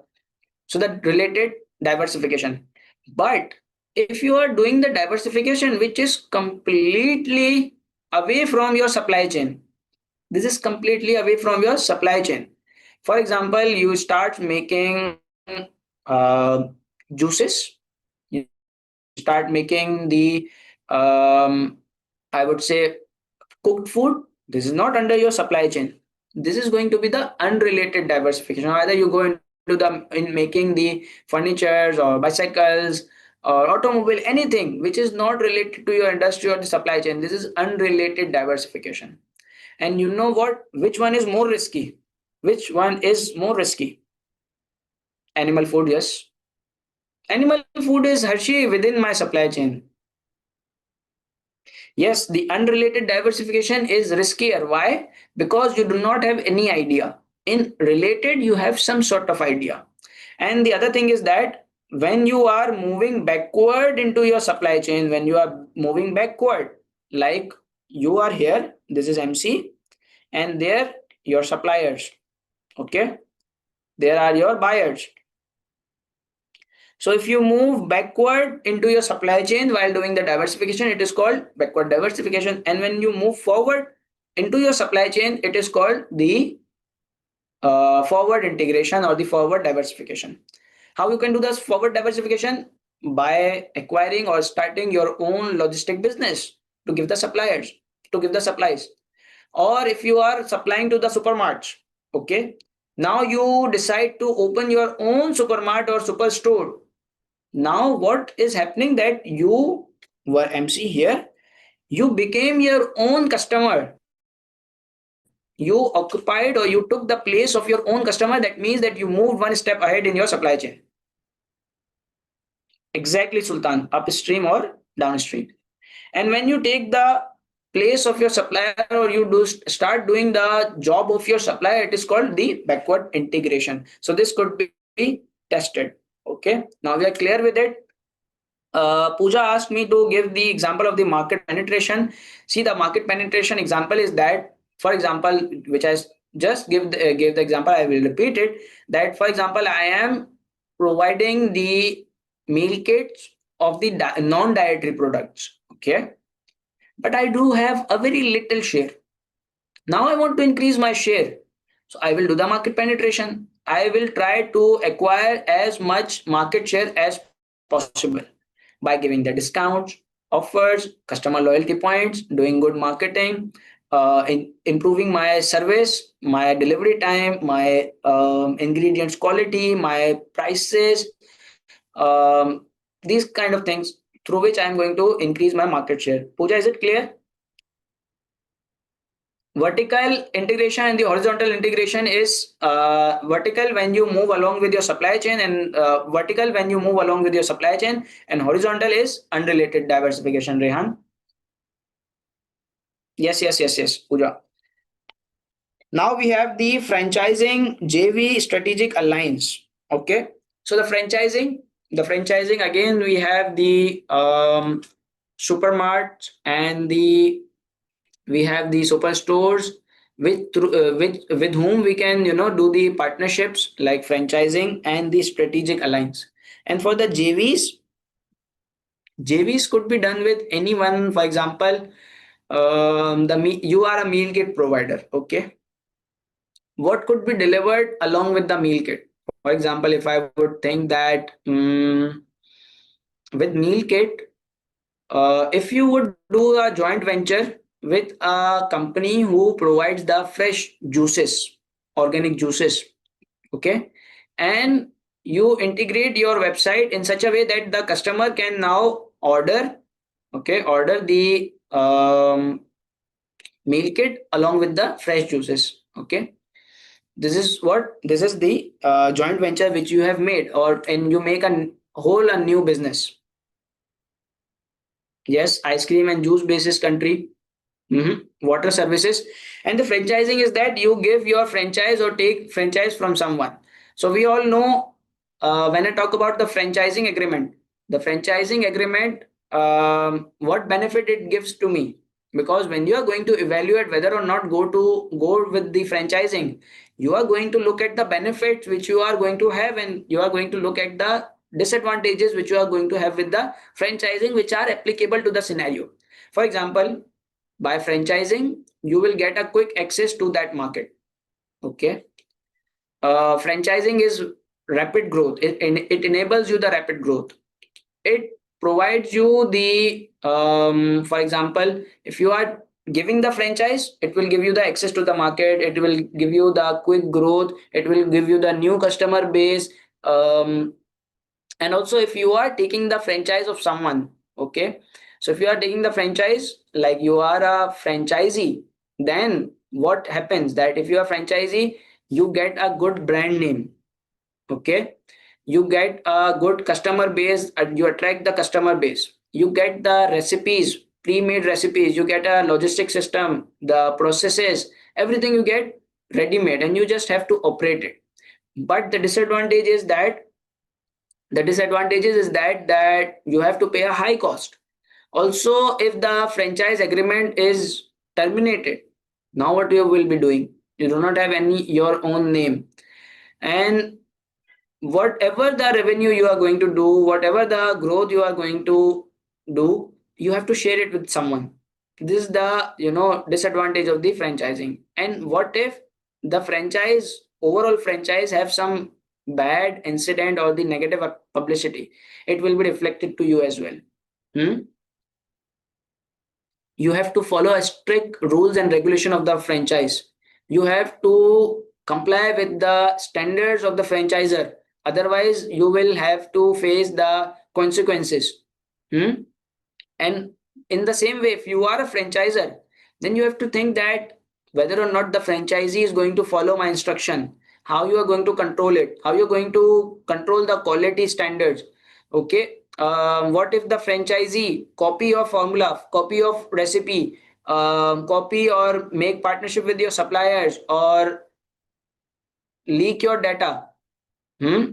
Or do something which attracts the bad reputation or the bad publicity to your franchise. So these are the disadvantages which you need to consider, or the suitability of your own business model with the business model of the franchisee. You have to see that whether they both are aligning or not.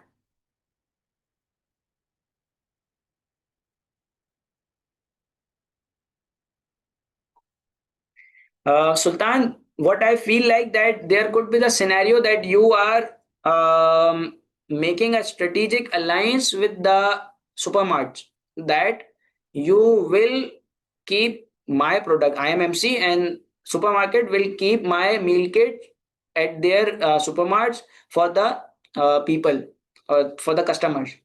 Now, what I feel like that there is a risk that number one thing is that the what if the product is expired or spoiled and the supermarket is not taking care of it, that it should frequently or timely remove the product from that place. Hmm? Or the supermarket is known for having a cheap products or the price sensitive products. If I am providing them a good quality product into that supermarket which is known for the cost or the low quality thing, are the customer going to be attracted to me, or is it a good target market? Quality issue will arise later on. Even the people who are coming to that supermarket, they do not prefer my product. They will not buy it.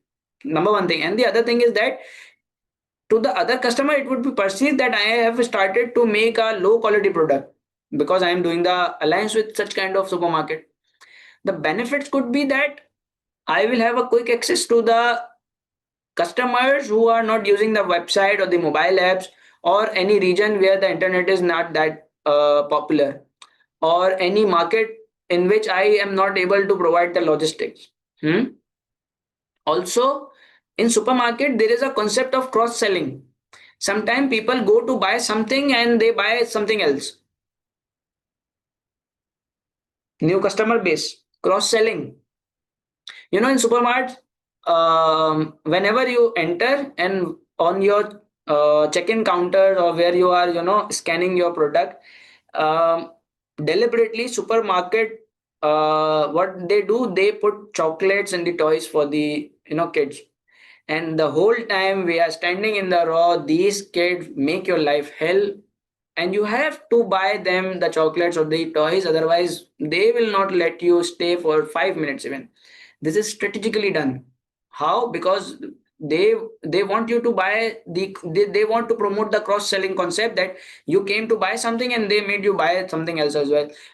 When you enter, you see some kind of products, chocolates, and these kind of things are very common. And also the related segments they are here. For example, if I am going to buy some for example the clothing items, but with the clothing segment, very near there is a shoe segment as well. For example, I would go and take the interest and I will try to buy it.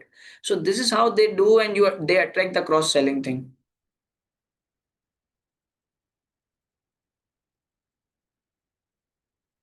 Yes, Manahil. Okay, so now what do we have? You mean cross selling? Yes. Then we have the market segmentation. So the single, couples and family, veg, non-veg, gluten-free, low carbs, etc. So these are the segments of the market. Okay, we have different segments in the market. We have the segment which we just discussed in the BCG matrix. These could be seen by the segment basis as well. Also, we have the segment. It was here down in the MC's info. Yes, we have the single people, couples, and the families.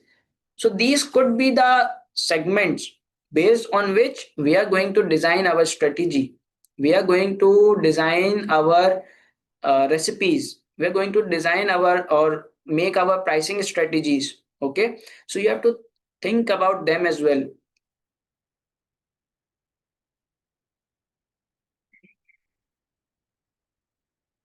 Also, supermarket can offer meal kit at much cheaper at the same time. Quality at the same time. No, Suman, how? Can you please explain? After this, Hassan, after this concept, we will take a break. So when I am talking about the segment, for example, if you are evaluating the segment, that which segment is performing good, what you should do to improve the performance, or even if you are entering into the new segment, what should be done? The answer is very simple and similar for everyone. Number one thing is that evaluate the needs, preferences, trends, choices of the segment. Because when you will come to know this, only then you would be in a situation or in a state, then you can do anything, right? If you are talking about the family, that they prefer a food. They are not going to think like I need a gluten free or the diet non-dietary products. No, they are going to offer the either veg or non-veg type of product. These are things which are done by the singles or the couples, that we need the gluten free or the dietary things or these kind of things. So these are the tantrums of the single people or the couple people. The family people, they are just having, okay, we need a meal, a good healthy meal. Yes, yes, it is recorded. Hashi, I will. Okay. They can in same manner use data analytics to predict the demand for the meal kit. Being the supermarket giant, they can also get the supply from the farmer at low rate and just pack and sell their own meal kit based on the demand. But Suman, how is it linked with the thing which we were discussing, the JV or the franchising agreement? Anyways, and when we are saying that based on your understanding, and even to get a good understanding, you can apply the data analytics. You can apply. Okay. Data analytics. You can apply the data analytics to know these things, and based on this, you can identify whether to enter this market or not, whether we are going to be successful in this market or not. And if we are already operating into this market, okay, like for example, if I talk about this thing that the segment of the single people, it is declining. What could be the possible reason? This would be mentioned in the scenario, and even if they are not mentioned, there are few things that the single people, they are more tends toward trying the new thing, going to the new places. So there is a chance that because of that thing, the ratio is declining. Also, these single people sometime wants to have a meal kit or the size of the meal that is for only one person. And there is a scenario that we are currently not offering the meal size of one person or one serving. That is why they are declining. Okay. So how you would come to know, when you would think about that segment, their choices, their preferences, their needs, then you can come to know that why it is declining and what you should do. The way I came up with this point. And there is an increase in the, but the couple, it is also decreasing. It is also decreasing. What could be the possible reason that why the ratio of the couple, it is decreasing? Because they are only two people. For example, if they are tired, busy, they have the option to go out and have a meal from the options as well. There could be the thing that the restaurants, they are giving a healthy discounts because of this the couples are they are having this option attractive to them and they are going towards the dine-in option more frequently to as compared to the meal kit option.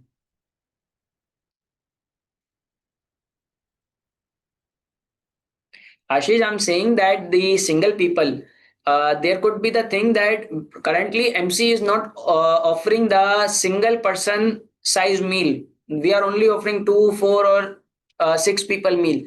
There could be the scenario. So that is why the single people are, the ratio of the single people is declining because the food which they are purchasing or the meal kit which they are buying, it is, you can say that most of the portion it is wasted because they would not be able to eat it whole.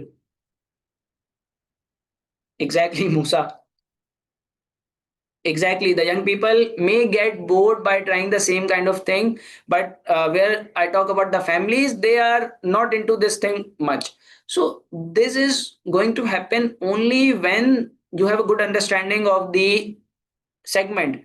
Even if you do not have the much information about the segment, few things you can assume by your own common sense, and also you can suggest that by applying the data analytics and doing the customer relationship management and doing the research on their needs, you can identify the shortcomings or their needs so that you can add into your program. This is a general kind of suggestion which you can give.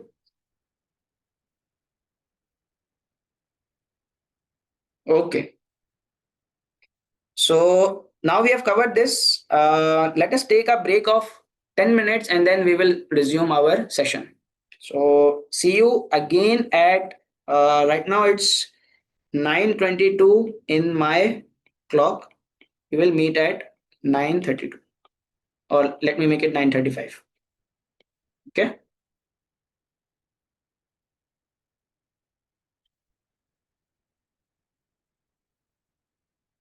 Anshif, it is already shared on my Google Drive and on the WhatsApp group as well. Hashi, if it is available, then it's fine. I'm just giving you the idea. I'm not saying we are currently doing it.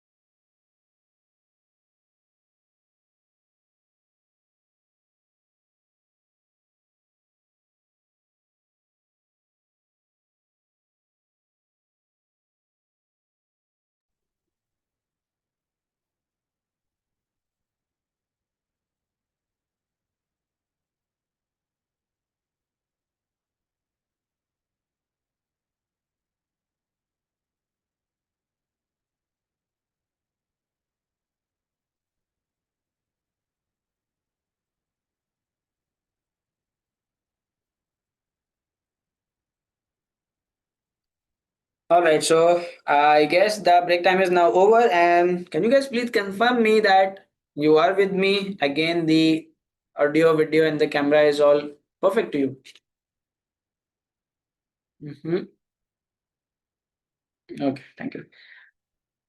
All good, all good. Thank you. So meanwhile, in the break, I was thinking about something that we have a good list, right? And believe me, we have like 30 minutes left in our session. And I don't want to, just complete them without going into such detail. I don't want to compromise on the quality. So I'm thinking that if we would extend today's session by half an hour and complete these topics, one, two, three, four, five. Okay, today. And then we have a session of around 1.5 hour tomorrow, like at the same time, or maybe late night around 9 to 11 or 8 to 10. Would it be okay?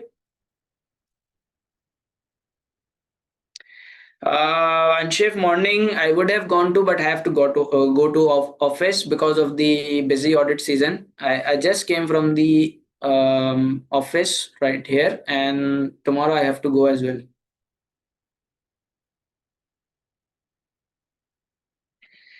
Uh, Devaja, the recording of today's session, it will be uploaded tomorrow. Okay, and the recording of the tomorrow's session, I will try to get it uploaded on the Sunday, because I know the exam is on, I guess, yes, on the first, right? So I will try to get it uploaded on both on the tomorrow's date. Hmm? If not on the Sunday. But today's session, it will get uploaded on the Saturday. Don't worry. Some has the exam on first as well. Some people told me. Okay. So yes, Sneha, I will see whatever the time I have. So we will do that, right? So we are good with it. We will extend it to 10:30 Pakistan time. So the Mendelow's stakeholders matrix. Okay. So the Mendelow's stakeholder matrix, and we all know that there could be a question related to the integrated reporting, or even if the impacts of any strategy or any option over our main stakeholders and how we should be dealing with it. So the Mendelow's stakeholder matrix is always into the play, and we should have a good knowledge of it, right? So right now I need you guys to list down the few or the top stakeholders which we should be concerned about.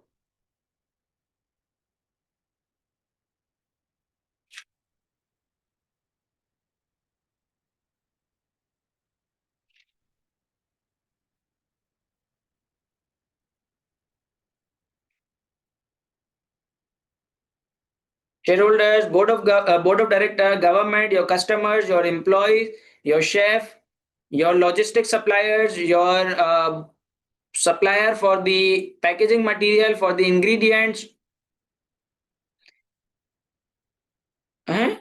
Freshie? How Freshie? No, Freshie is not my stakeholder. Okay, so these are my key stakeholders. And when I talk about the Mendelow's stakeholder matrix, Mendelow's stakeholder matrix always talk about this thing that you have to see one thing, the interest and the power of your stakeholder. There are two scenarios. Either the power is going to be high or low. Either the interest is going to be low or it is going to be the high. Okay. And it's a common sense that if we have a stakeholder who has the low interest and low power, that means that the stakeholder is not even interested in our business, and the stakeholders do not have that much interest as well. Okay, what they can, who can they be? They could be like one of kind of customer. They could be like you can say the like society which is not concerned with us, like for example those customers who do not want the cooked meal kind of things. They are the society, or they are the people who are least interested into our business, and they do not have the power as well. Minority suppliers could be, and the minority customers as well. So the thing is that you don't need to do any effort to them. Okay, you have to make no efforts to keep them satisfied. And the easy thing is that they are not my key stakeholders. So the thing is that in exam, the question would be like that, the examiner is going to give you a strategy and you have to comment on only key stakeholders. So ultimately, or I would say indirectly, they are eliminated because they are not your key stakeholders. Okay. No, no, not Go Flow. Go Flow is my only, I guess, the packaging supplier. How could it be low interest and low power stakeholder? General public or community, I would say not, because the general public or community, they are concerned about the health and safety of the people, right? But when I talk about the stakeholders who have the low interest but they have high power, who are they? They are some sort of regulatory authorities or the government who has the high power, but they are right now not focused on me. Like I am conducting my business, not concerned, they are not giving the attention to me. But they have power. If they would give attention to me, if they become focused on me, they can create issue with me, for me.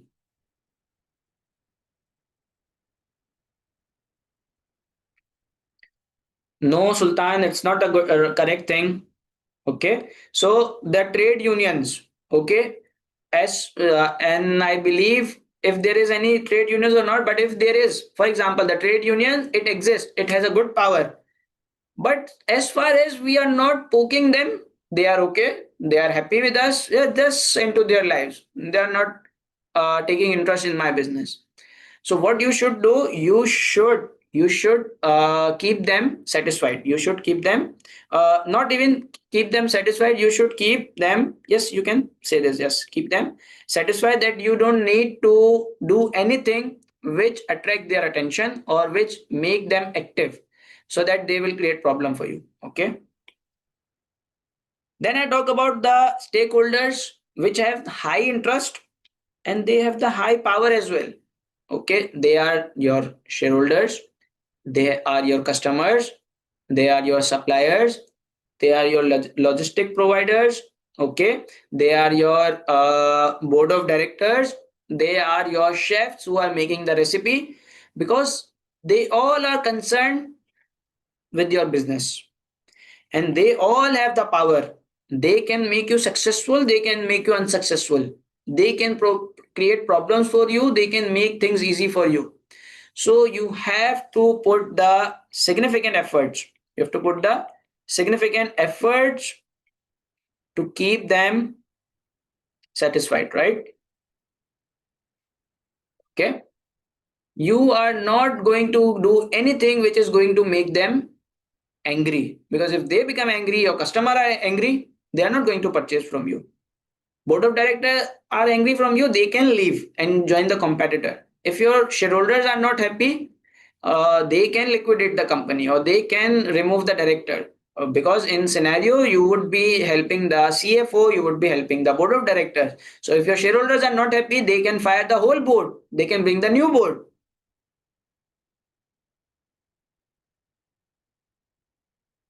Logistic provider, go flow, keep them satisfied.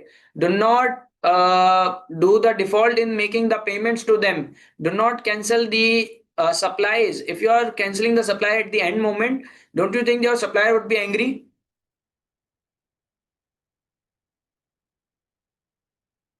And if I talk about those shareholders, they have high interest, but they have low power.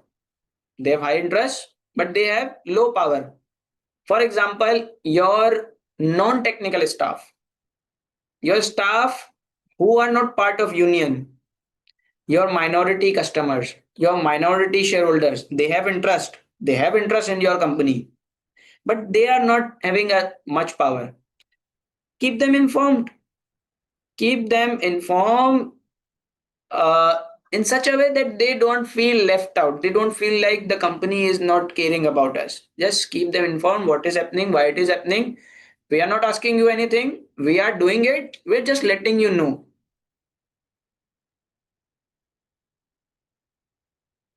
Yes, Manahil. Okay. Yes, Harshi. Yes. Okay. So this is the stakeholder matrix. Is it clear to you? And is there any question about any stakeholder that you think whether or not in which category there's a specific stakeholder should be classified and we are confused on it? Please do ask so that we can discuss.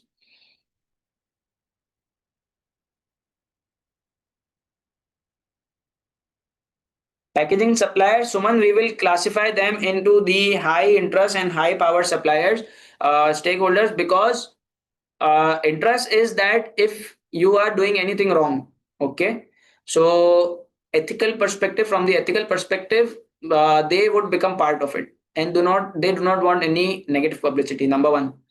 Number two thing is that if you are, canceling the orders at the end moment, you are not making them payments, or if you are not purchasing enough from them based on their expected demand, they would have losses. They would not grow. So they have an interest on you, because the way you have an interest in your customers, your supplier have interest in you. Okay. And they have power because GoFlow, maybe GoFlow is our logistic. Okay. I'm making a mistake. Sorry. So the GoFlow is your logistic supplier. Okay. And how GoFlow is interested in you, because if you are not making enough orders, if you are not making enough deliveries, the GoFlow will not generate the revenue. So the GoFlow have interest in you, and GoFlow, you are the customer of GoFlow. Okay. So the way you have interest in your customer, GoFlow has interest in you. Okay. The power thing is that you have the only sole logistics supplier, that is the GoFlow. Okay. So don't you think that if you have any bad relationship with them, if there arises any issue, it would be very difficult for you to find some good logistics supplier who has the good distribution network, who has the good routes or the good vehicle as well, which can deliver your product safely, timely, in a good manner to the customer.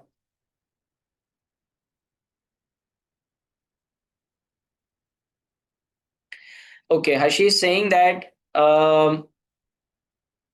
yes, Ashish. Yes. Local suppliers, but Ashish, we have many other alternatives as well. So that is why they do not have much power. They cannot influence us. Okay. Ashish is saying that how the answer is going to be. So the answer is going to be that first, the way we were talking about the BCG matrix in first paragraph, you will find the factors from the question and identify how, whether or not they have high interest in you. Okay.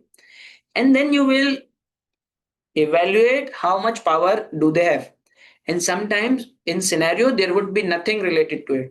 For example, shareholder, there is no one in the world who should be telling you that whether or not the customer has high interest or low, or the power is low or high. You should know this. BOD, you should know. Your customer, you should know. Your supplier, you should know. Your employees or the workers, this scenario should tell you that whether or not they are part of union or not. And if there is nothing, you can just mention that since there is no data related to the union association, we are assuming they do not have any union. Therefore, they have low power. And what if you do not have the alternate or the enough supply of the workers? Then even they are not part of union, they have high power. So this is a thing which you need to evaluate by applying your common sense or your knowledge of the business. Okay, Harshi, is it clear? Technology provider to our app or website, again it is in the this thing. All right, Suman, is it clear? So now the big data thing, software evaluation, selection and implementation.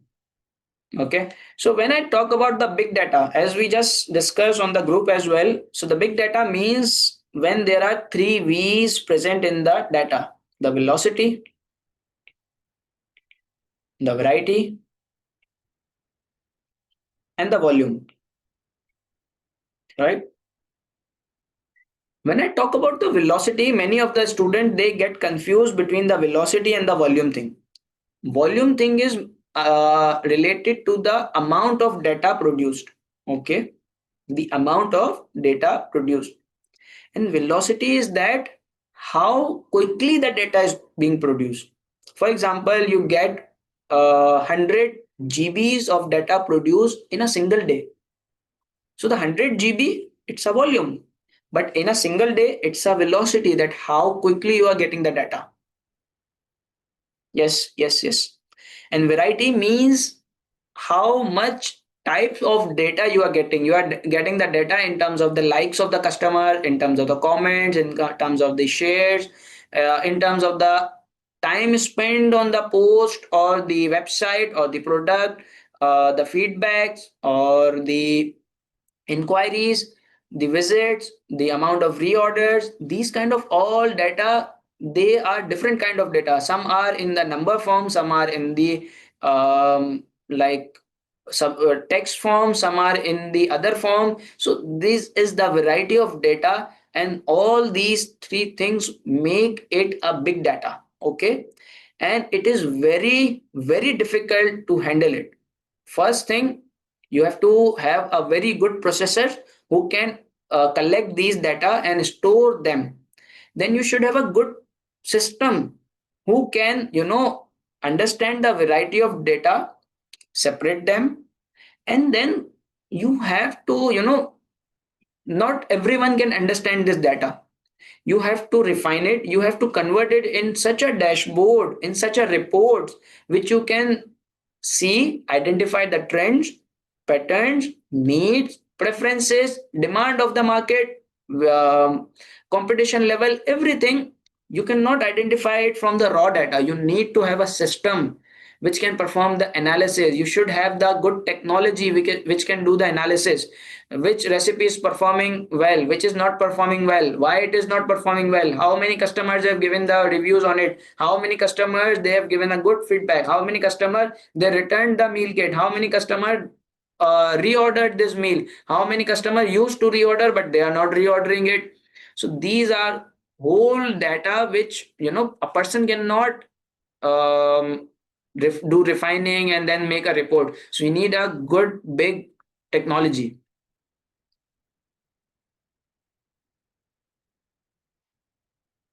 Yes, Sultan. The next thing is that is what I'm saying, that when you have this big data, you need to have a data analytics tools. You need to have the data analytics tools so that you can use the data and have the benefit from it. These can help you to make the strategies. When we were talking about the pricing strategy, don't you think that in pricing strategy, when we were talking about the customer demand, preferences, competitor data, market skimming, also the penetration, the differentiation as well, don't you think that you need the good amount of data to do this analysis? Don't you think you need a good data to do a good marketing? Don't you think you need a good data to do the personalized marketing? Don't you think that you need a good data to do research and development? Hmm? Don't you think you need a good data to do the product development, to do the market development, to do the market penetration?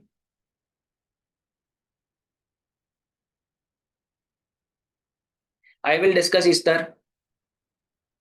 Let us jot down few topics. We can add it on for the tomorrow class. Okay.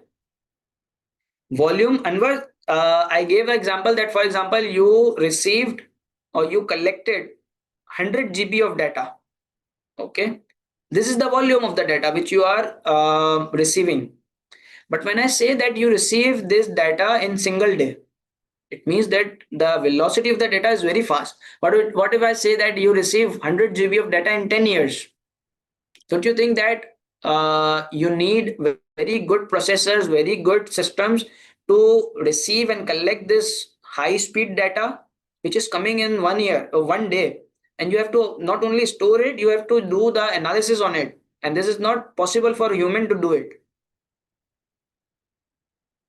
All right. So this is related to the data analytics. And we all know that data analytics is that using the technology.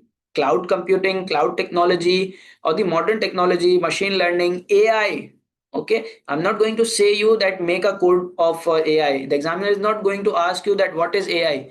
He knows it, you know it, I know it, and you have to just tell the applicability that how you can use the AI to understand the feedbacks of the customers or give you the reports or the dashboard which can present the output of the data in such a way that you can make a decision making or the strategies for all these things.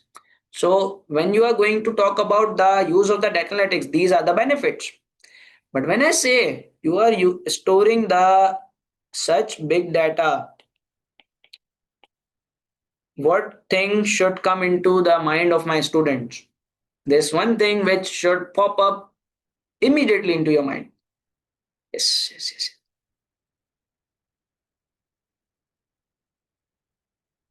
Yes, data security. So these are the good side, but what about the other things? Security, confidentiality, ethical issue, hacking, cyber attacks.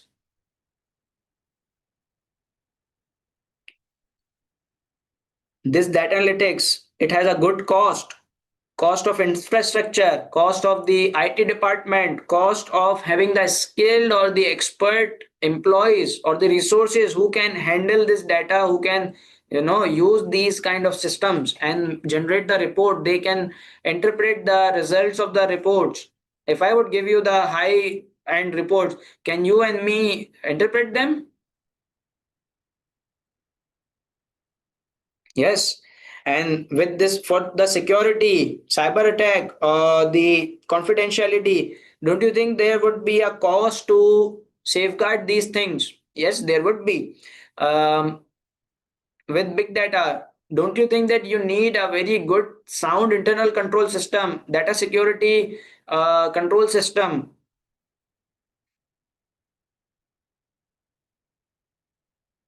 Yes, yes, yes. And if there is a data breach, if there is a data breach, there could be the fines, penalties, your license could be revoked, your customer would not purchase from you because there is a website and the involvement of the mobile app, and there is must think that their credit card or the credential information is entered.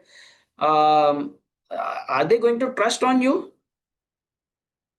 Yes, good physical and the access physical or the IT controls. Okay. So this is the whole understanding, and this is how you need to think in the exam. When the examiner is talking about the big data, I'm not saying you are not required to confine your thinking to only these three things. Think about this, think about this. When you think about the product development, you will go to the Ansoff growth matrix, and the everything which is in the Ansoff growth matrix becomes applicable. You can write points from there. You can write points from the market development. You can write points from the market development. Pricing strategy, you can write the point that by having a good pricing, how you it can benefit you, how it can give you the edge over your competitor, how it can increase your revenue, how it can attract new customers, how it can retain new customers. When I talk about the research and development, it's a huge cost involvement. Don't you think that the research which is supported by the huge amount of data analytics, it has a good chance of getting successful? So just have to think with a broad mind. Everything will become very easy when you will talk about the data security, ethical issues, hacking, cyber security. Don't you think you will be having enough point to write? Are you guys getting my point, or the technique how you're going to think in the exam? Yes. All right. Next, we have the software evaluation, selection, and implementation. Why I'm saying this? Because there is an involvement of the data analytics a lot in the even predicting the demand for the availability of the ingredients for doing the research and development, making the new recipes as well. Or obviously, we need a good data center to store them as well. So there could be a scenario that you would be purchasing any advanced data analytics software or advanced data system or any technological system which is going to assist you in conducting your business. which will enable you a good success. So when you are going to do this, you have to go through the 3 steps. Number one is that you have to do the selection. Now you then you will go towards the software selection, evaluation,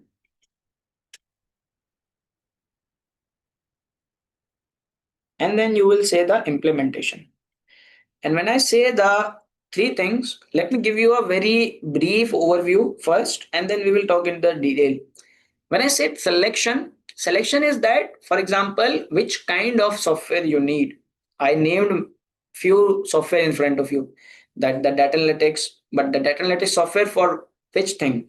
For the software or the data analytics technology, which is going to help you in predicting the demand for the availability of the ingredients, the software which is going to help you for the understanding of the customer pattern, the software which is going to help you to identify which recipe is performing well or not, what are the reasons, what are the feedbacks.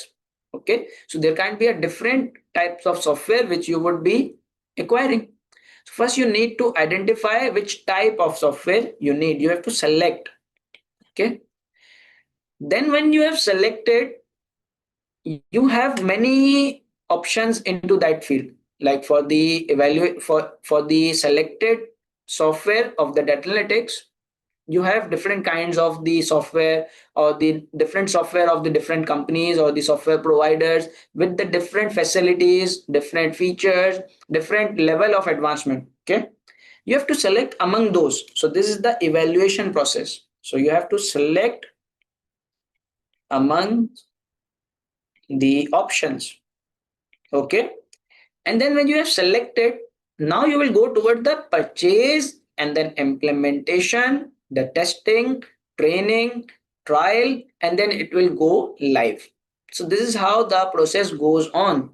This is not a like purchasing tomatoes or potatoes. It's not that easy. You have to go through a very detailed process. Okay, is it clear?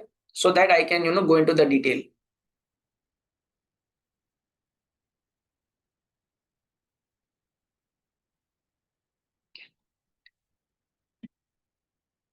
So when I'm saying the selection thing is that you need to first identify what are your needs, what are the objectives, like what you need to do with that, software. Once you would know that what you need to do, you need to identify the customer preferences or the demand of the industry, or you need to identify, or you need to predict the demand of the recipes so that you can manage your inventory. No, no, Harshi, no, no. So first you need to identify the need. Okay. Then you have to see that what kind of software is going to identify the fulfill your needs. Okay. So you will see what type of software. When I say what type of software, I'm saying that is it going to be the bespoke, or is it going to be the off the shelf? Okay. When I say bespoke or off the shelf, I mean that is it going to be a general software which is available to everyone, or is it going to be a specialized software? Okay, right? So you need to think that if that software is going to give me a competitive edge, is it going to make me such that my competitor cannot compete with me, then it's a bespoke software.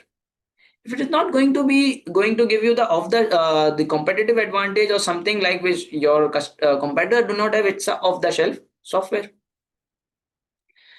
And when you are evaluating this thing, don't you think that the more critical the process or the thing is, the selection would depend on this. If it is critical, if it is complex, it is strategically important, I would be going with the bespoke software. If it is not critical, it's not complex, it's not significant, I can go with the off the shelf software, right? And then when I have identified the need, I got to know that, okay, this type of software I need. Now I will go into the detail that how many options do I have?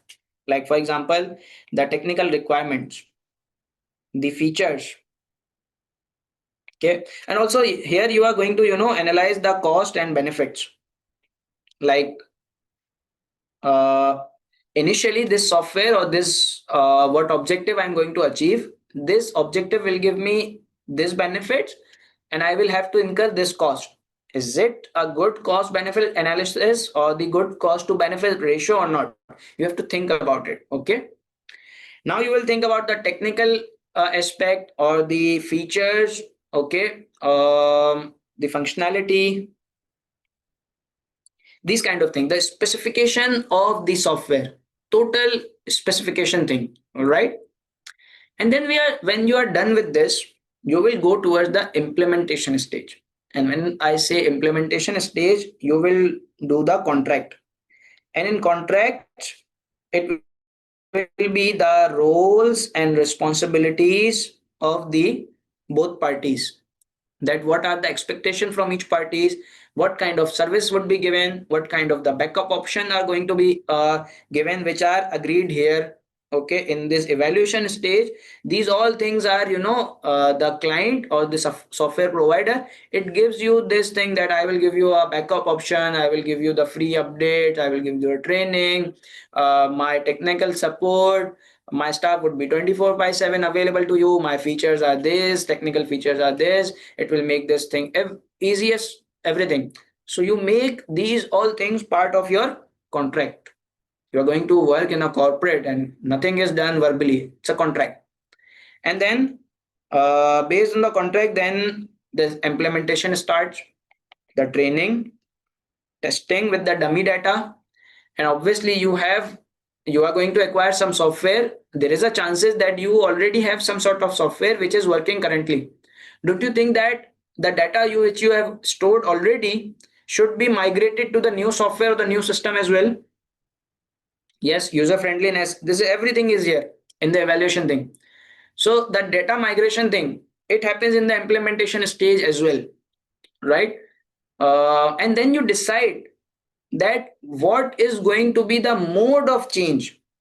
See, when I am talking about the software evaluation, selection, and implementation, the mode of change is something else. And in the general thing, the mode of change is something else. I will discuss this thing, right? So the mode of change is that whether you are going to shift from the old system or the software to the new system or the software overnight, like directly, or you are going to run both of them parallel so that your employees are getting friendly to it, and meanwhile they are recording the transaction or the data into the old software as well. And once they both are operational and the employees are good with it, they are comfortable with it, they are friendly with it, then they will shift towards the new software. So there is nothing like one option is bad and the other option is good. Both are the options which are applied. Okay, so you have to think in the exam which option you are going with, and you don't need to waste time in thinking that if I would suggest the option and the other option is correct, or whether my option is correct or not. Believe me, whatever option you are saying, there is something in your mind, because without having anything in your mind you cannot go with anything, any option. So whatever the justification or the reason is in your mind, you have to just mention that because of this reason I am saying that you should go with this thing. And believe me, your answer is going to be correct because you have a valid justification. Yes, yes, yes. And you know what, there could be a question related to the project management as well, regarding the software implementation, evaluation, and the selection thing. And we all know the processes which we have studied, right? In the project management thing. While doing this thing, let me give you a quick tip for the project management thing, that you have to think about three things: quality, cost, time. These are the project management triangle, three pillars. You have to make sure that you do not compromise on any of them, because when you are talking about the quality, the cost is compromised or the time is compromised. When you're talking about time, either of two compromise, and so on and so forth. So you have to take care of them, right? So there is a project initiation, then the implementation, and then the finalization. Every stage we have the in the project management and we have studied it in detail. Now let's move forward and talk about the financial ratios. So the financial ratios, why I'm saying there could be a question related to the financial ratios, because there is a lot of financial data given on the last two pages of the pre-scene. Okay. And nothing, no explanation or indication is provided in pre-scene. What I have seen, yes, you can, make the prediction or the like you can guess it, you can make the ideas, but no concrete information is given through which you can interpret it. Okay, or you can come up with the reason. So I am expecting a question related to the financial ratios in the exam, in which you would be given some financial information or the non-financial information, and based on that you have to do the financial or the performance analysis. And while doing the performance analysis, you would be taking the help from these two pages, last two pages of the PCN. All right.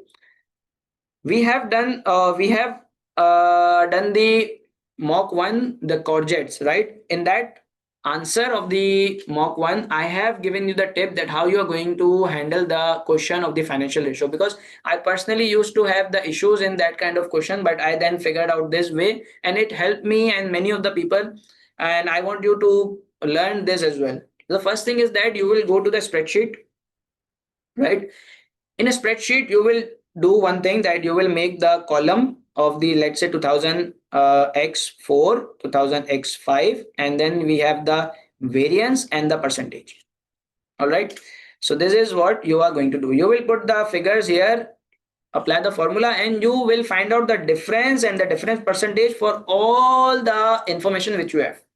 All right, and then based on that you will start commenting on it, like line by line. First you will start from revenue, then cost, admin general cost, selling cost, finance cost, your number of customer increase, your number of meal kits order, your number of um, complaints, return, feedback, everything. You will start commenting on them one by one based on your marks available to it. Always keep in mind that your one good point is going to give you 2 marks. So try to comment on the major indicators or the major line items like revenue, cost, profits, number of new customers, the average revenue, the increase in the revenue, the increase in the customers, the retention rate, your quality, your complaints, the carbon dioxide emission. These are the major indicators, right? And I am damn sure that if you would cover all of these, that would be more than enough for your answer if you would divide it by 2. But even if you are left with others, you have many other indicators or the KPIs on which you can do the commentary.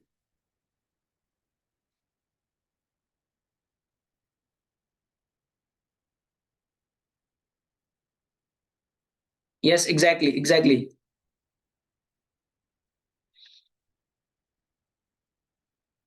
Budget balance scorecard. Obviously, Pooja, there could be the question related to the balance scorecard as well. It's a part of the syllabus, but the thing is that even in the balance scorecard, the discussion is going to be about the KPIs, right? The discussion is going to be about the financial and the non-financial data, and how you are going to do it. You are going to do, for that you have to make the table first, because without making a table, how can you have the idea that which item is performing good, not it, is it increasing, is it decreasing, and is it favorable or is it unfavorable?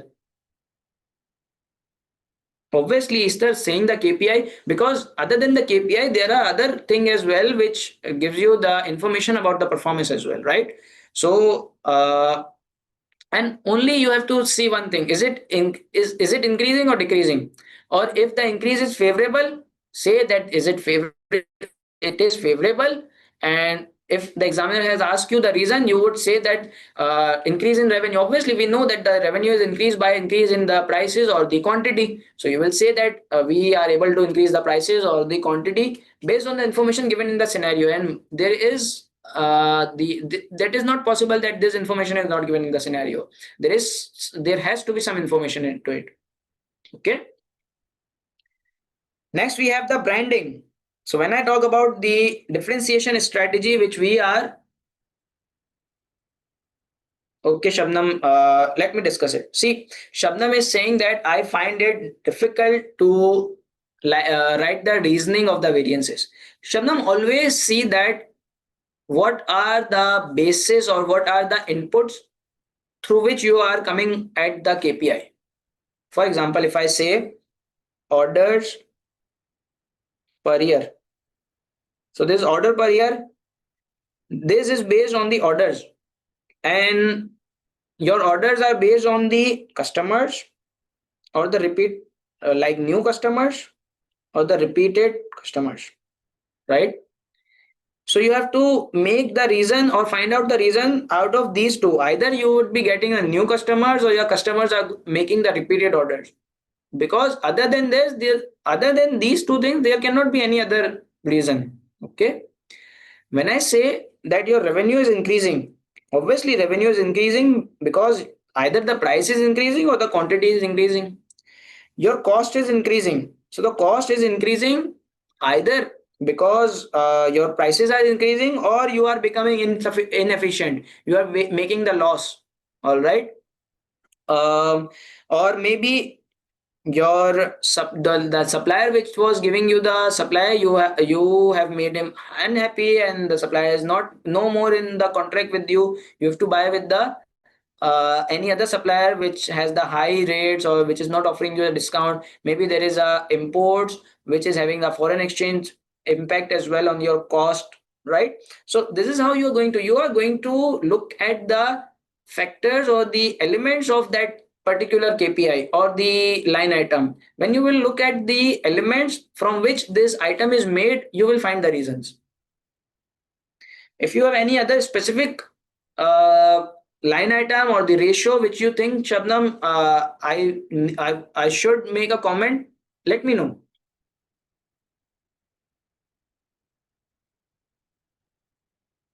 So the branding thing is, I was saying that the company is following the differentiation strategy. The company is into the ethical practices. The company is into the CSR activities. The company is into the sustainability practices.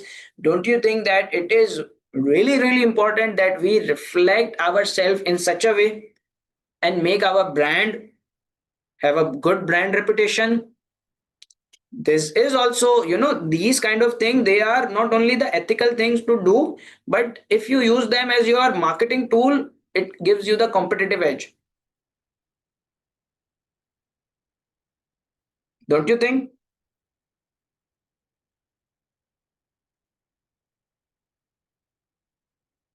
So when you are talking about any strategy or any step, if it is asked that what it will have the impact on the business, you can talk about the branding thing, that how it will have an impact on your brand.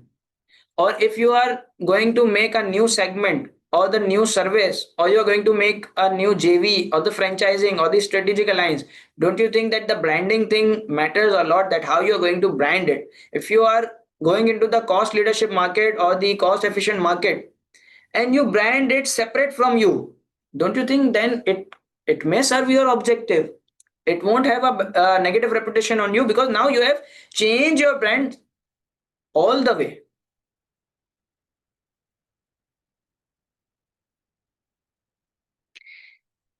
ECG question, like there is no question based on that. Pooja, can you please explain it a bit more? Right. So the branding thing really matters, that how you are carrying your brand, how you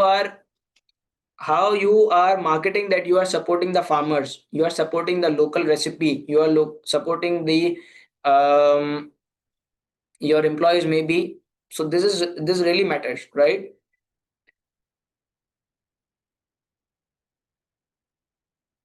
Obviously, Sultan. What to do in the bouncer question? See, I always say that the bouncer question, they are the full toss. So if you have a good, see, whatever the discussion we are doing, don't you think it's a bouncer? We do not have any exhibit. We do not have any information at all except for the pre-scene. Still, we are able to do that much discussion that we are running short of our allocated time.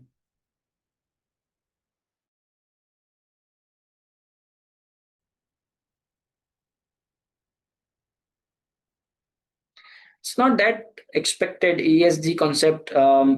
Like if it comes, then you can think about or draft something about your ethical sustainability and the governance thing. Okay, how you are implementing the good corporate governance throughout your company, how you are following the sustainable practices, are you going towards the integrated reporting, are you thinking about the environmental and the social aspect, this kind of things. The bouncer question means that the question which are maybe out of the world, which you have no idea about, or they do not have any exhibit. So the thing is that when you start thinking with the broad perspective and keep things into your mind, and you do not keep yourself confined to the specific topic, then it is not a bouncer anymore. It becomes a full toss, and you can smack it anywhere in the ground. All right. So the way I am doing discussion with you, it's a total bouncer for me. I do not have any information with me, but still I am able to do. You people are able to do.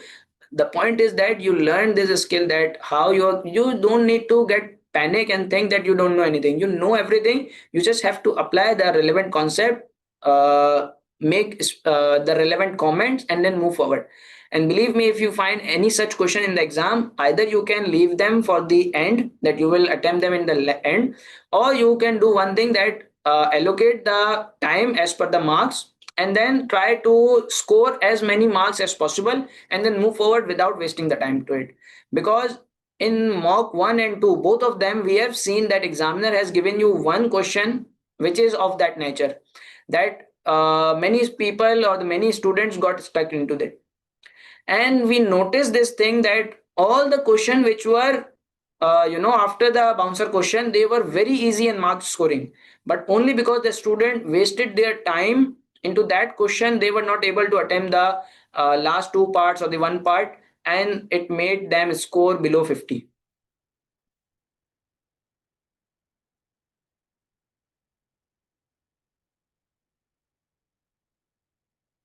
Anwar, what you want me to do with it?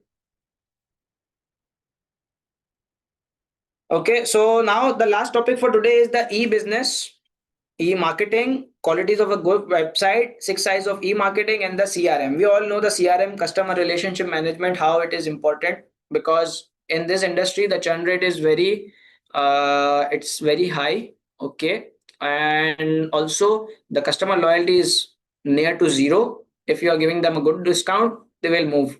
So how you can do the customer relationship management, the customer relationship techniques, by using the data analytics, identifying their needs, giving them what they need, and go providing them a good service, convenient service, good website and your app, doing the personalized marketing, providing them such meals that even if they get a good discount, they are concerned about the quality and the level of services you are giving, and due to this they do not move to the other competitor. So this is how you're going to implement the customer relationship management. Yes, customer feedback, surveys, these all will come into the data analytics thing. When I say data analytics, this all data comes into play. Okay, so this is the broad thinking. By saying one word, in your mind you have 10 other words related to the data analytics. Then we have the six eyes of e-marketing. So the six eyes of e-marketing, we know that how we are going to apply it in the scenario. Like for example, the interactivity. So the interactivity, it is based that your website should be that much friendly or that interactive that the customer can interact with it. The customer can ask question, give feedbacks, and navigate it through it, navigate from one recipe to another recipe, compare it with the competitors, compare the price of the recipe, compare the ingredients or the level of protein, carbs, minerals into it. So these are the interactive ways which you can apply to your website and make it more marketable. The intelligence thing, when I say intelligence thing, is that your website should have or your marketing technique should be based on the intelligence, that is the artificial intelligence, that you store the data, collect it, analyze it, and then use it to do better, or the, I would say, studied based marketing.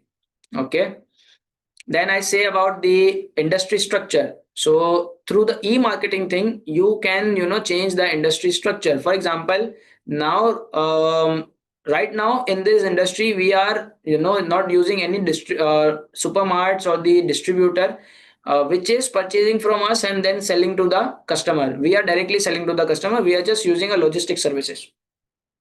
Informed decision. Yes, yes. So there could be the ways in which we can change the industry structure by using the e-marketing techniques, and we can reach out the customers in some different way. Right now it is no other way because the industry is already moved towards the e-marketing or the e-business techniques.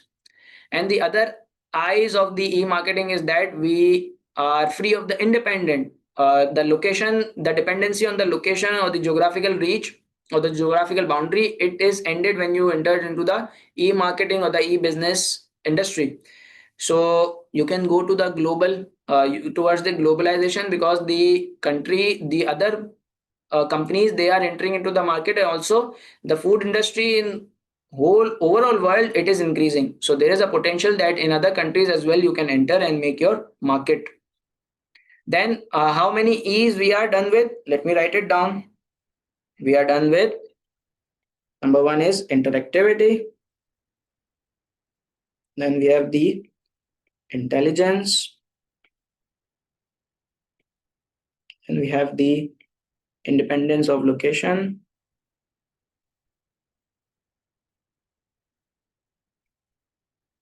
intelligence, and if you can recall me any other one, we have six: intelligence, five. What is was? I'm just forgetting it. It was can you please help me? Individualization. Thank you.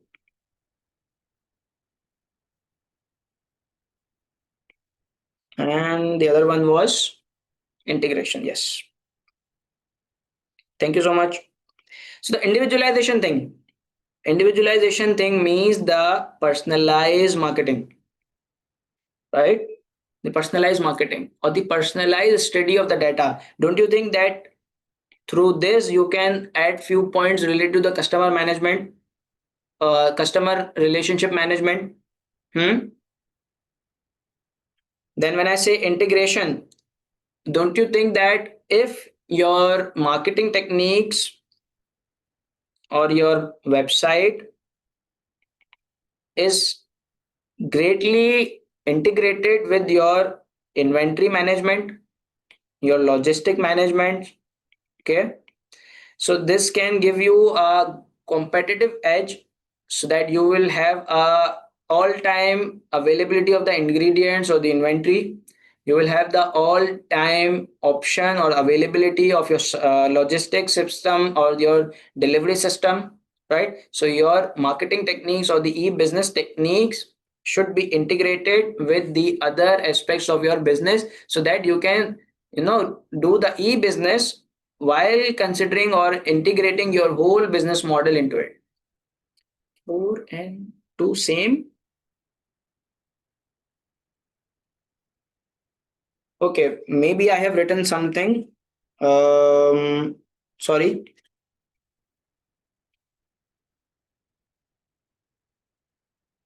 It was something else. I'm not able to recall it. I don't know why. It's industry structure. Yes, it we just discussed it and I just forgot. All right. So that's it. So how many topics we are left with now? So we have one, two, three, four, right? So these are the four topics, and I feel like the CSR, sustainability, integrated reporting, it is almost discussed right throughout the session. The board committee, we will discuss it in detail tomorrow. IT risk and control, it is already discussed while we were discussing the big data thing, right? And then we have, so technically, if I say we only have we are only left with this thing and this thing, right? The other thing they are already covered. We just need to do a bit of discussion. So I hope that this session was really helpful for you, and see you in tomorrow's session where we will complete these two areas as well. One thing I need to advise you all that the time which you are left with, this time is, have to make sure that you are well prepared and you have a good confidence. And how it comes from revising your concept. It comes from, giving you yourself confidence, looking at your mistakes, and then, learning from them, keep making them fresh into your mind so that you do not make any mistake. Read as many answer as you can which you have already attempted, because this will make things revise in your mind, fresh in your mind, so that you can go with the good drafting and the thinking ability or the concept into the exam, rather than going towards the additional past papers or doing something which, if you would not be able to do, if you would not able to crack, it will shatter down your confidence. And believe me, I have seen many students, they are very good or they are very intelligent, but still they failed. Why? Because they were not able to attempt paper confidently. They were not a good examinee. And how you can do it? You can do it by doing a good time management. You can do it by having a good confidence into the exam and not wasting the time onto the specific question, right? So these are the few advice which I want you to follow, right?